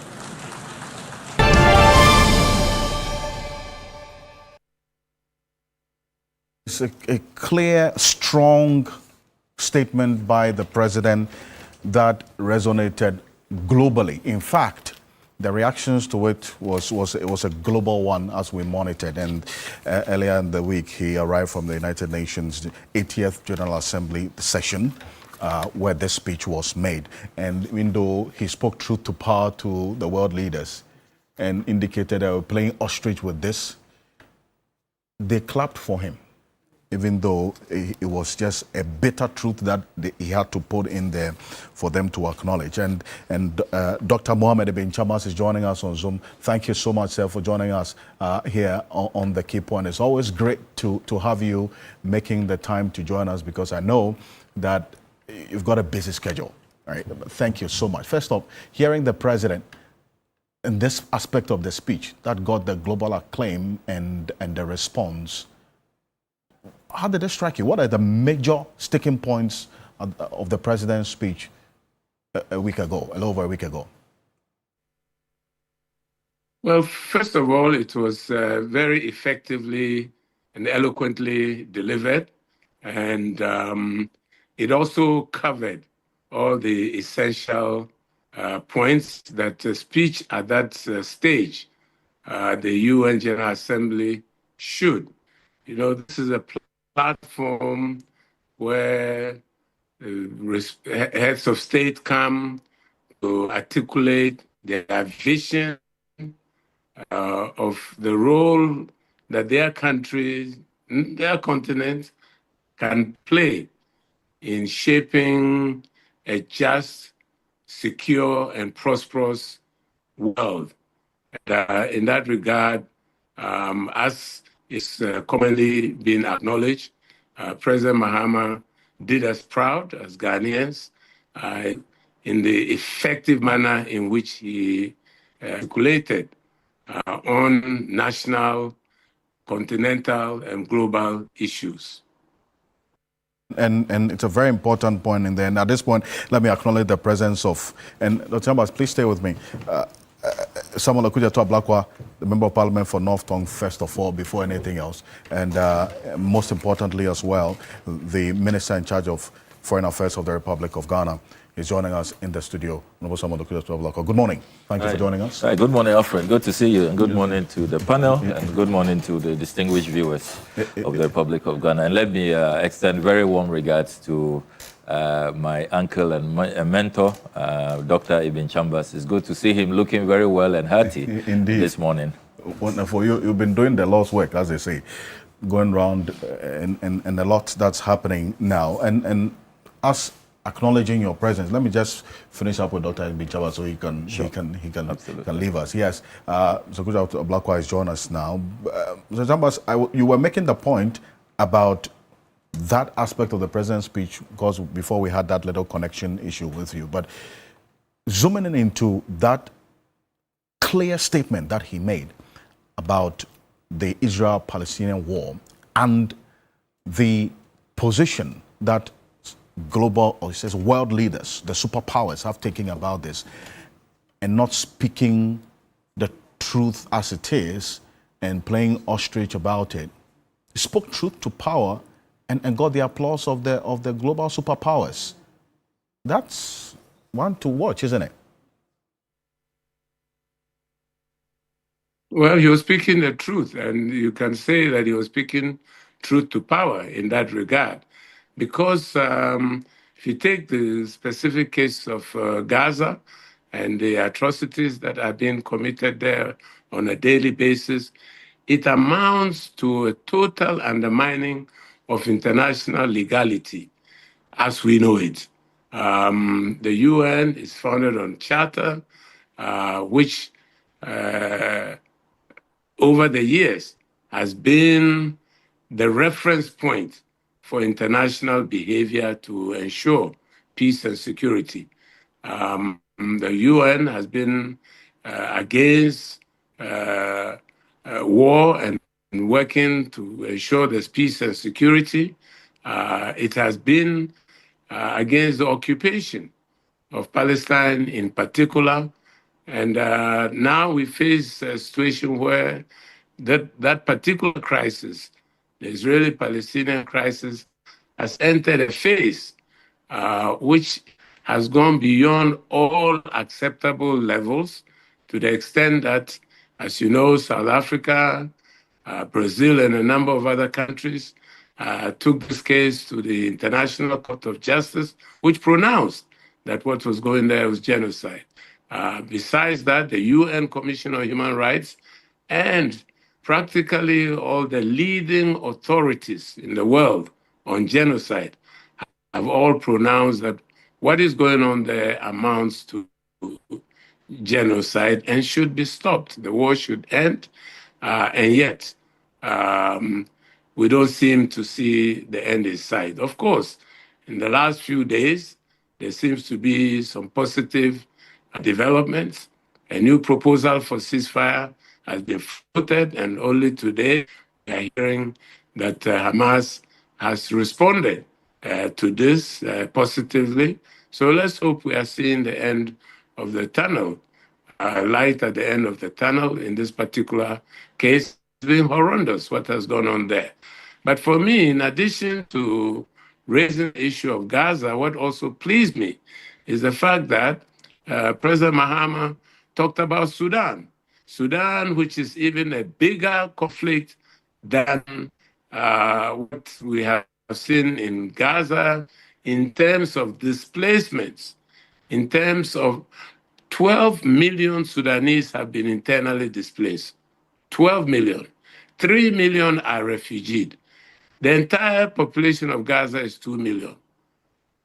3 million Sudanese are displaced, and yet international attention has not been focused on this African crisis. So I was very pleased that President Mahama brought it to the fore, and so as to say that Sudan and Sudanese people also deserve attention that other conflicts such as Gaza, such as Ukraine, are receiving. So I think it was very, very pertinent that he did that. Apologize to our viewers for the connection being a little cranky, but I think that his expressions are audible. And Dr. Ibn Chambers, thank you. And kindly stay with us all through the conversation. So, Blackwell, you were there in the hall when the president made this speech. What was the reaction in the room like when this particular aspect of the speech was made? No, absolutely. This was a speech that was well received.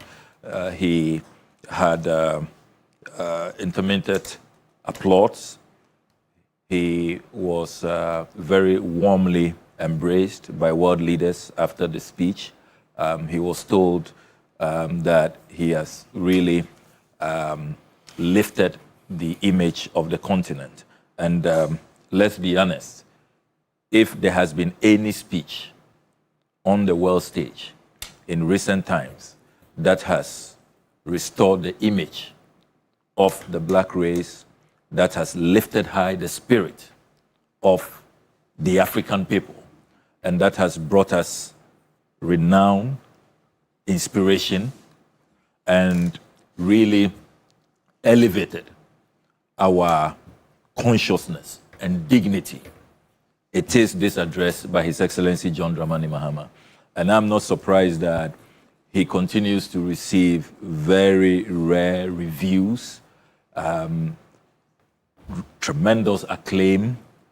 A lot of analysts, international relation experts, pundits are all asserting in very clear terms that this will go down in history as one of the most consequential, the most seminal UN speeches ever delivered.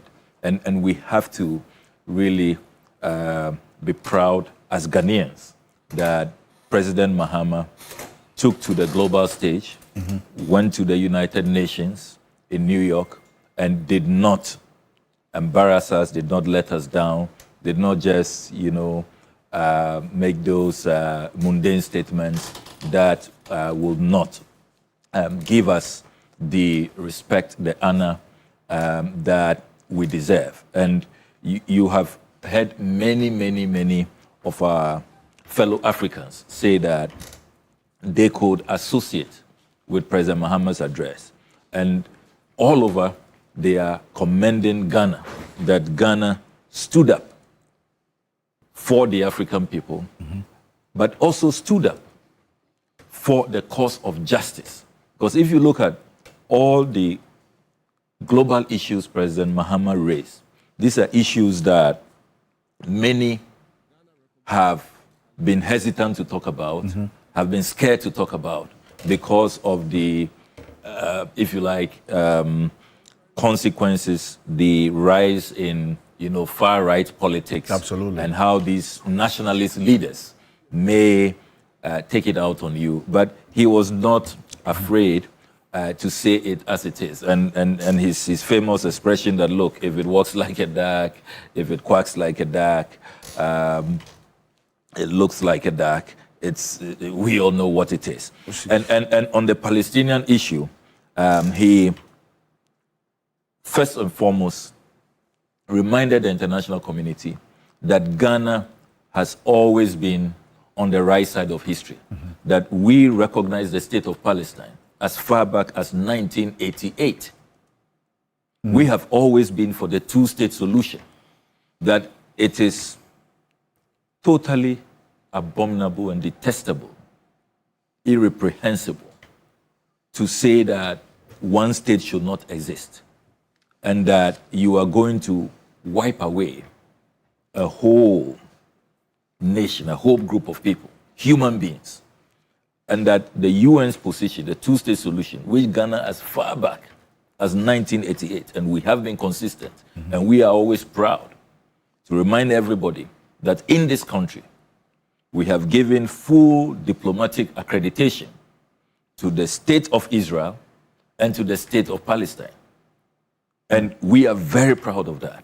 And so to see that this year, countries like France, Canada, the UK, Australia, Belgium, Luxembourg, Malta, Monaco, Portugal, San Marino, and the others are all now recognizing Palestine and confirming, as President Macron did in that special session on Palestine, that they now fully associate with the two-state solution. We should feel very proud.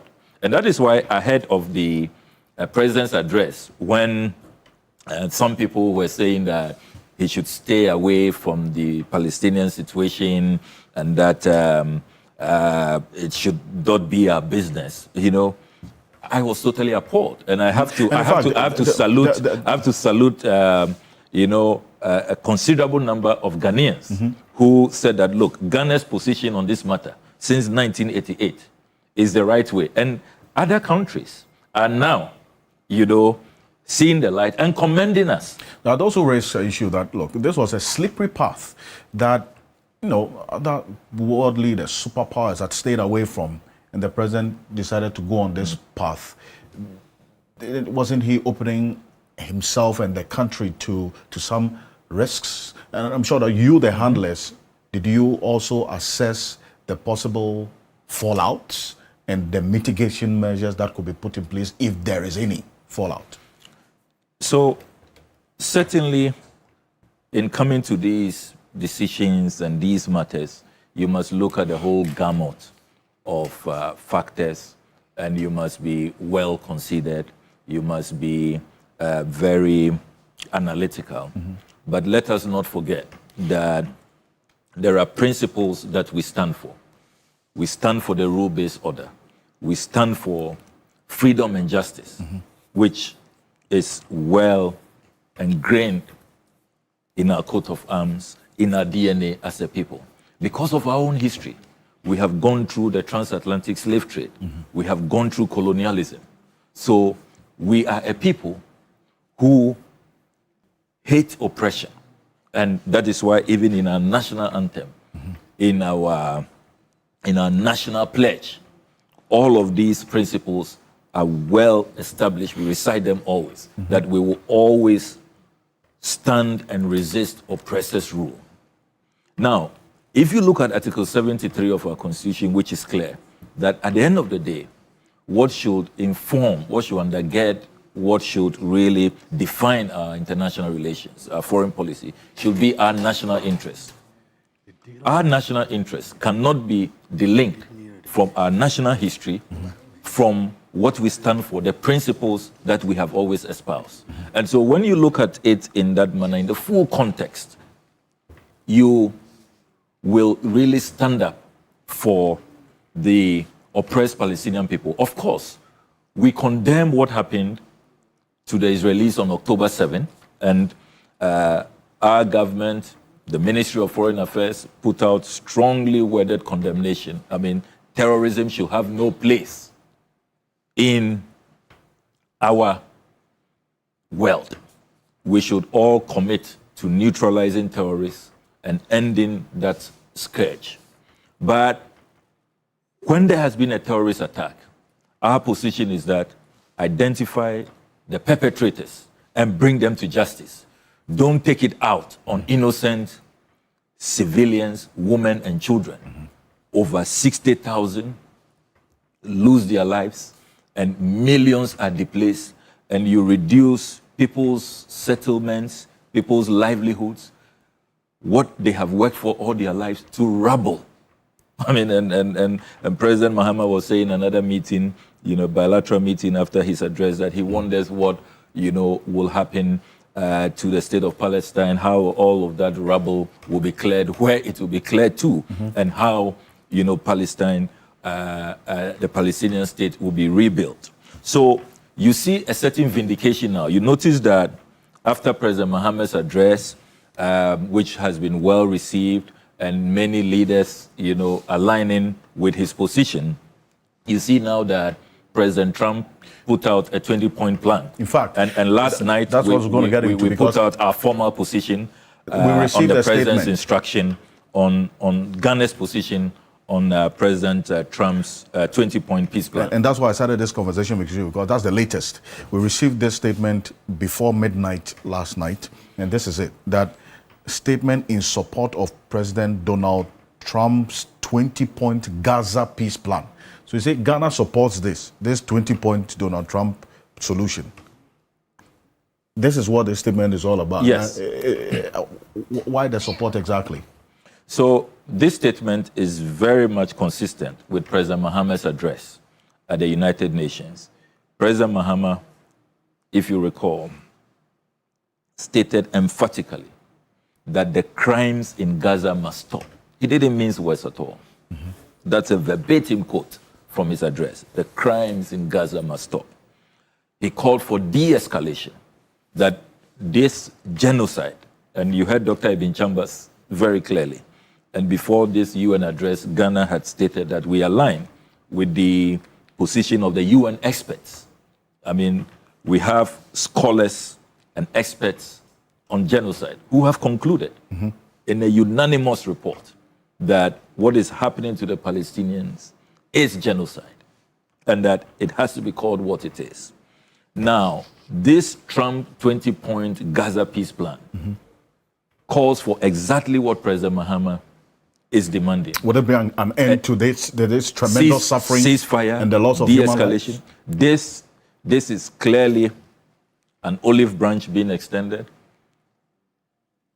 The Trump administration, which, remember, has a lot of leverage, they wield tremendous influence on Israeli politics. And Prime Minister Netanyahu listens to President Trump. So President Trump has the influence and the Trump card, no pun intended. Yes. Now, this 20-point peace plan, if you study the 20 points, which calls for an immediate release of the hostages on both sides from Hamas and then from the Israeli authorities, specific numbers have been provided, and for every hostage released by Hamas, 15 Israelis will be released. And then it calls for a de-radicalization of Hamas. It calls for a safe passage for Hamas to move out of Palestine to a country of their choice where they will be protected. Yes. The peace plan is also clearly stating that now the Palestinians and the Israelis can live side by side. Remember that this has become a contentious issue where Prime Minister Netanyahu said that it is his desire to abolish the Palestinian state and that he does not think that a two-state solution is the way to go, really contradicting the UN position on this matter since 1948.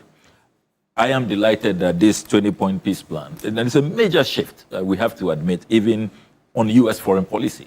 So it shows that all of the international pressure by President Mahama, those who have come on board, led by President Macron, Prime Minister Keir Starmer, and the Prime Minister of Canada, Norway, and others, clearly that pressure, is yielding results. So what this peace plan will do is to eventually lead to ceasefire and de-escalation, return of the people of Palestine who are seeking refuge in many places around the Middle East.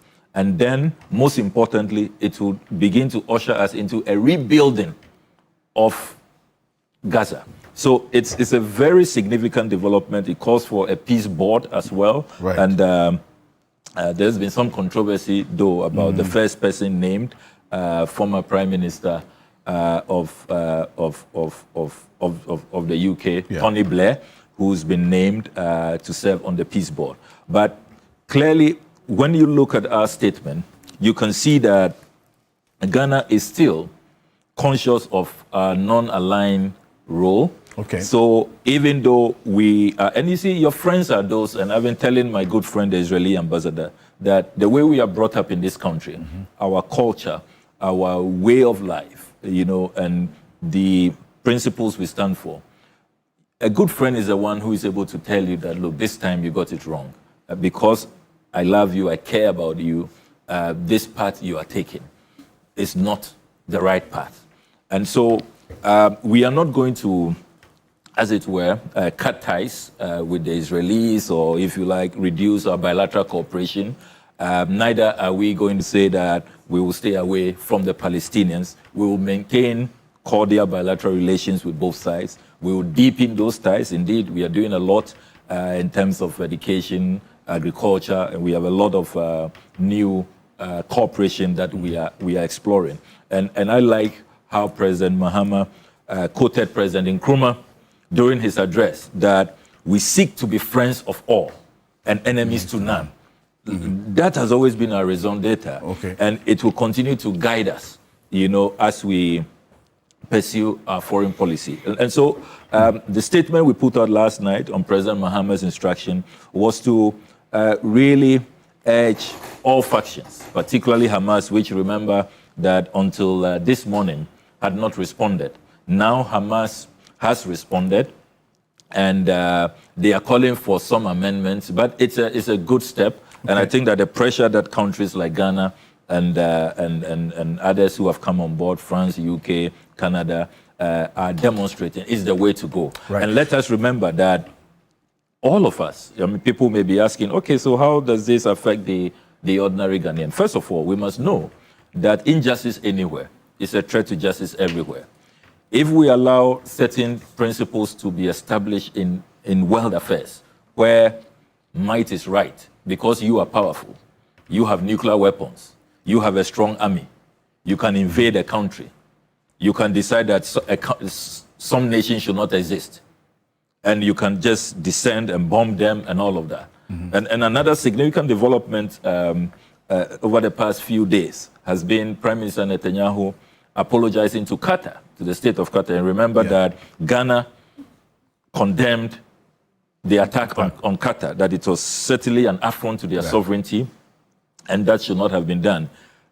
Those who may have been wondering why Ghana did that, now with the apology from Prime Minister Netanyahu, you see that Ghana's foreign policy is very much on track, and that we are sticking to principle. And you see, it is not difficult. When you stick to principle, the rule-based order, respect for sovereignty, respect for the UN Charter, respect for human rights, these principles, once you stick to it, you will always be on the right side of history, on the side of the oppressed, of the vulnerable, and the Almighty will be on your side, and God will continue to bless you.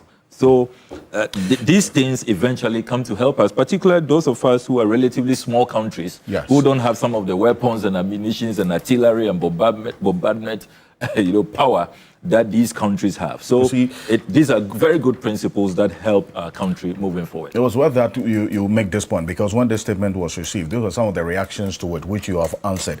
I'm going to go for a quick break. And when we are back, the other issue, which really, when we advertised that you were coming to respond to this statement that Ghanaians are asking about, is this: the reversal of the U.S. visa restrictions on Ghana.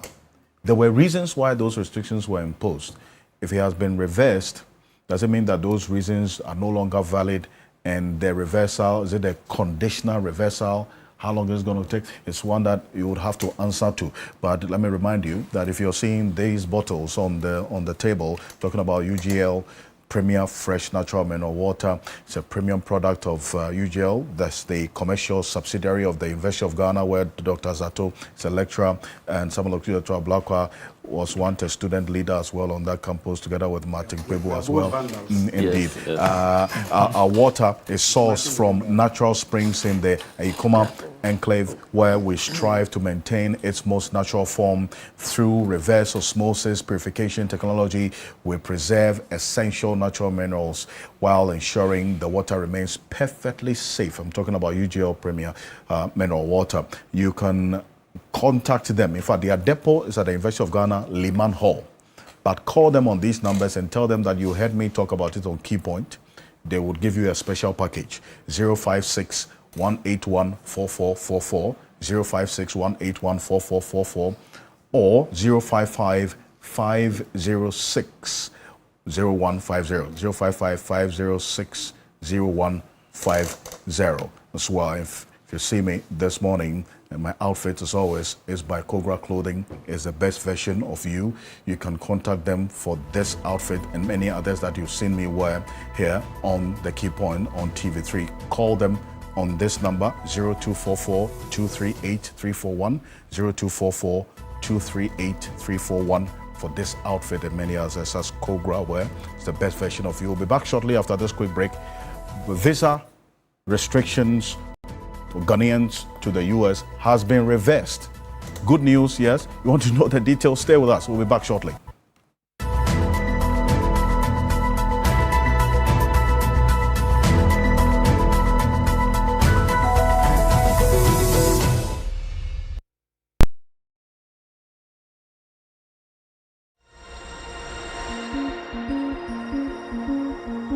When we come together, generations connect through love and legacy.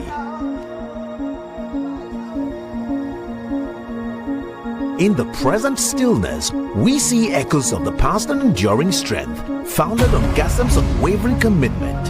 From generation to generation, Gassam has been a cornerstone in shaping our nation's future.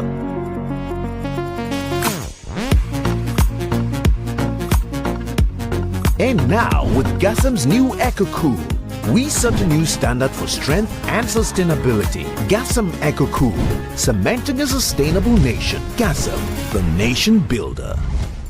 We all play differently. Some live for the thrill, some play chill. But it's the emotions that unite us. Bets for everyone.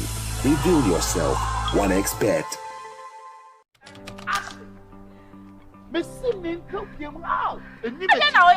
What am I done? Huh? That's a cat. What's that? Kukua, you know you are sick. I don't want quality production. Director, I know yeah. All right, everybody, cat. Take it easy. Sit down, come on.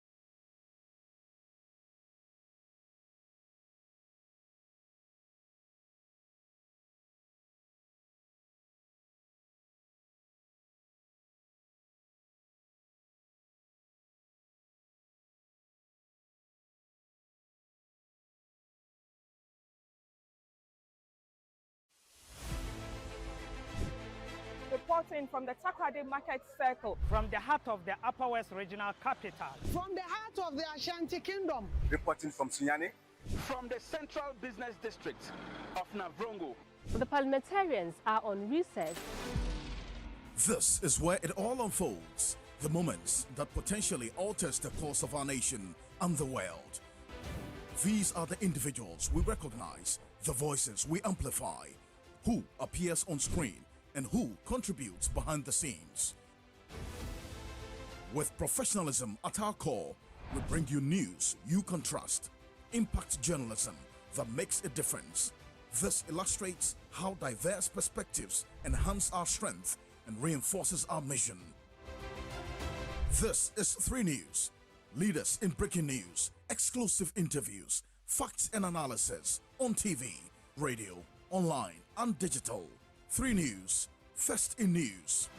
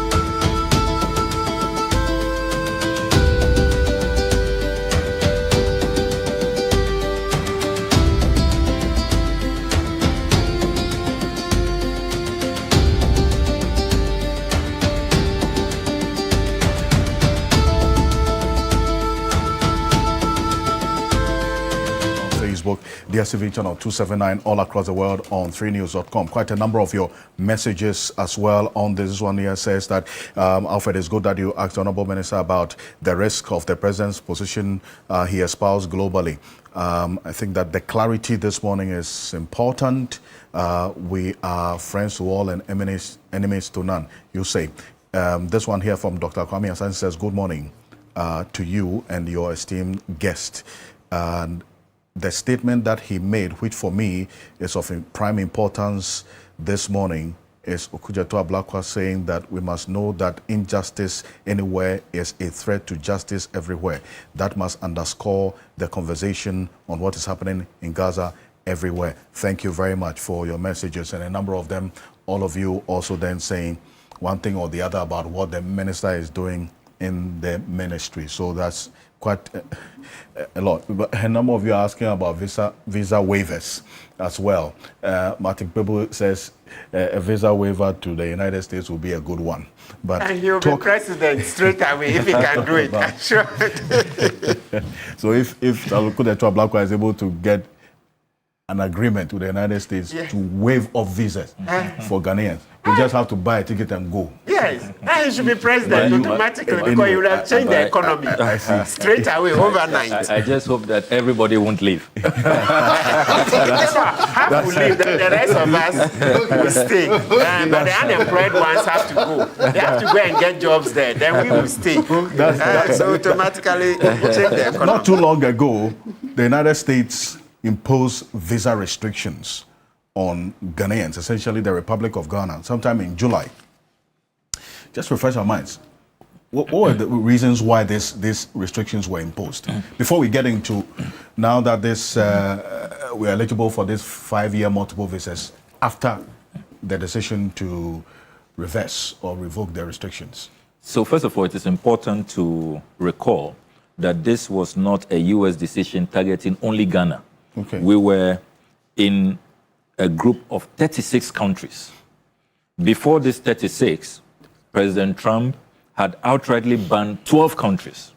It was one of his first executive orders that he signed. He did a similar thing in his first term, you will recall. So in his second term, he banned 12 countries outrightly. You know, the likes of Iran, Libya, citizens of Cuba, Afghanistan, total ban.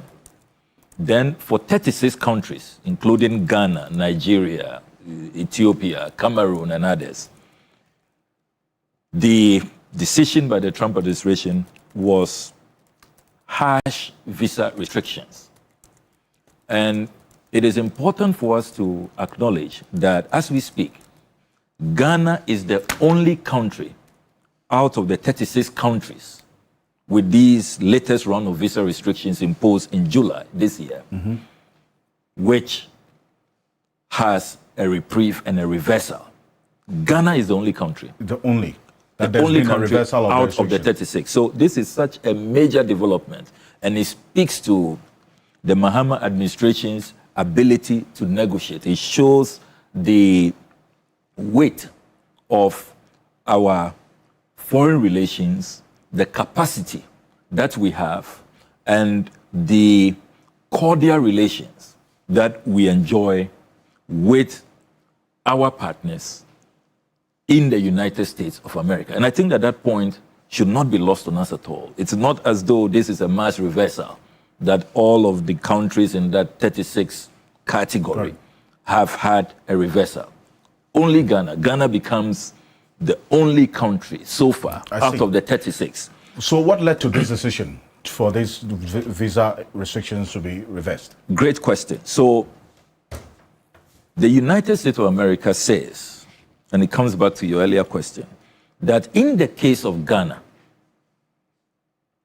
they have had to impose the restrictions because of visa overstays. And they cite two main categories. They say that the worst offenders were those who travel to the United States on student visas to study in that country, and that after their studies, they do not return. They stay, and President Trump imposed a 15% threshold. So they did the analysis. any country that exceeds 15%, that over the last 10 years, if you are below 15% of your students who entered the United States to study and overstayed, did not return, if you exceed 15%, you will be eligible for this sanction, for this restriction. In the case of Ghana, when they did the analysis and they showed me the data, we had exceeded the 15% to 21%. And they have the names. They know the students, they know where they are. They have the data. Then there was a second category of those who travel on government delegations, and the full government delegations do not return.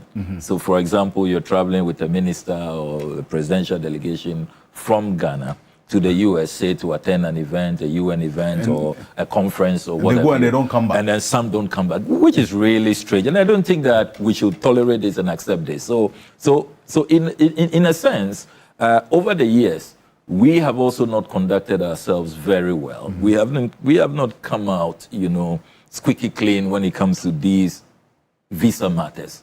And that is why President Mahama has been urging, I have also been urging the Ghanaian traveling public that let us respect immigration laws, let us abide by the terms of our visas so that we don't create problems for everybody else. So a few people who will travel out and refuse to come, if you want to stay, there are processes to go through to legitimize your stay to be a permanent resident. But don't just abuse your visa. It creates problems for everybody else. So we will continue with the public education. So in the case of Ghana, this is what happened. Now, when this happened, as foreign minister, I promptly opened negotiations. You'll recall that I immediately flew to the State Department and sought audience with the Undersecretary of State for Political Affairs, Her Excellency Alison Hooker. The Secretary of State, Marco Rubio, asked that we engage her and that she was in charge of this matter. That was her schedule. Right. We commenced negotiations immediately. Now, we could have said that, this new administration could have said that, look, this is not our doing. We have been told that this is a historical matter over a 10-year period of overstays. And people will probably have thought that we will engage in blame games. We didn't do that. We took responsibility, full responsibility, and on President Mahama's blessings, we decided to open negotiations. Now, let us remember that diplomacy is always about negotiations, always. Countries want things from each other. I want something from you. You also want something from me. So when we gave clear indication that Ghana is ready to negotiate, we will not accept this, because within days, and this happened at such a difficult time, July, when students were preparing for the August-September, the new academic year. Yeah. And you know that because of language and the quality of education in the US, Ivy Leagues and all of that, we have a good number of Ghanaians who, continue to study in that country. So students were stranded, parents were worried, businesses were affected. Seafarers, I received petitions from seafarers. It was affecting their jobs. So there was really no way that a foreign minister, a government, a president who cares about their people will just allow this and say that, look, it's not only Ghana, 36 countries, and so let's leave it. Were these restrictions lifted because of these deportees from the United States that we received in this country? So I have told you that we initiated talks.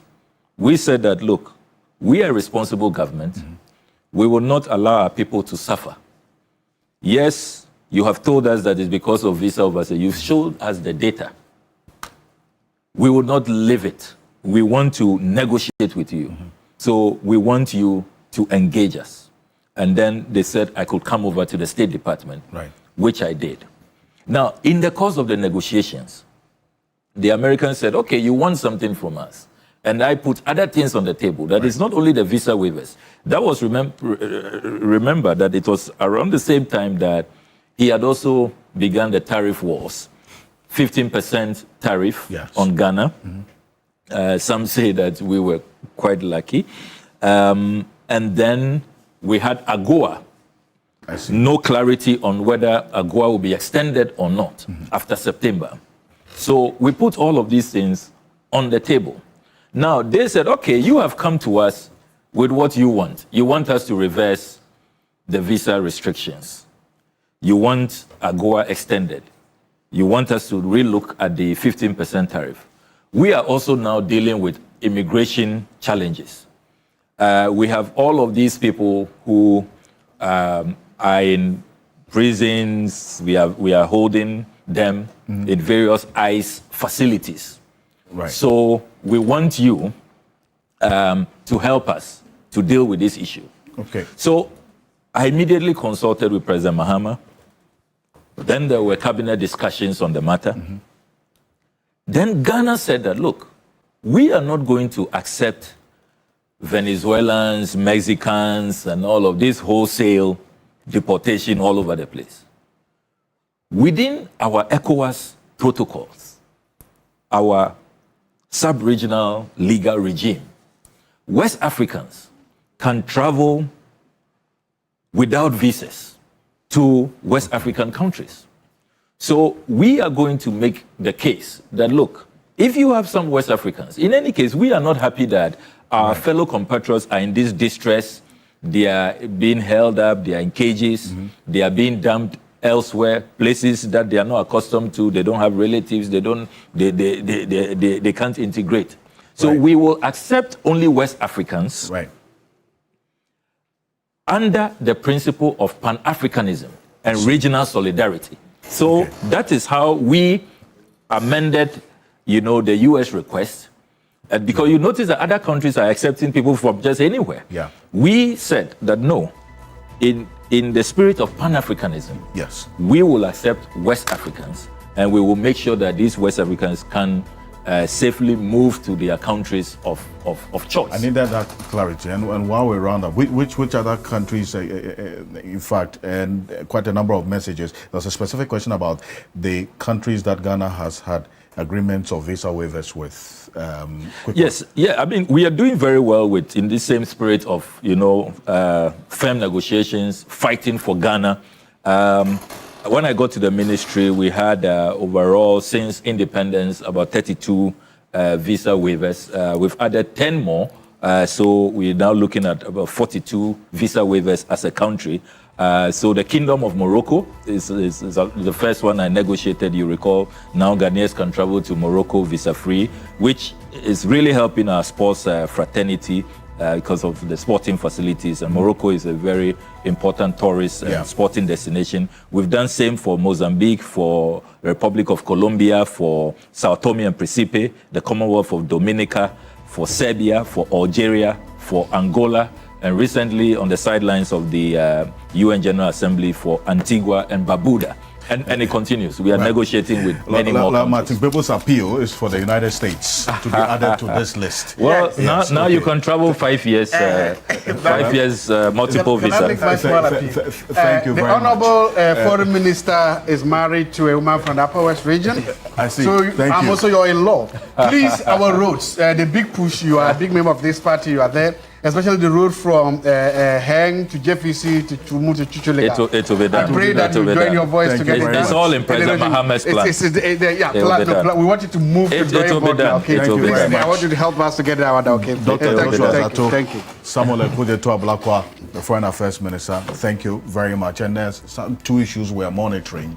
The next 3 months, you have to make some time as well.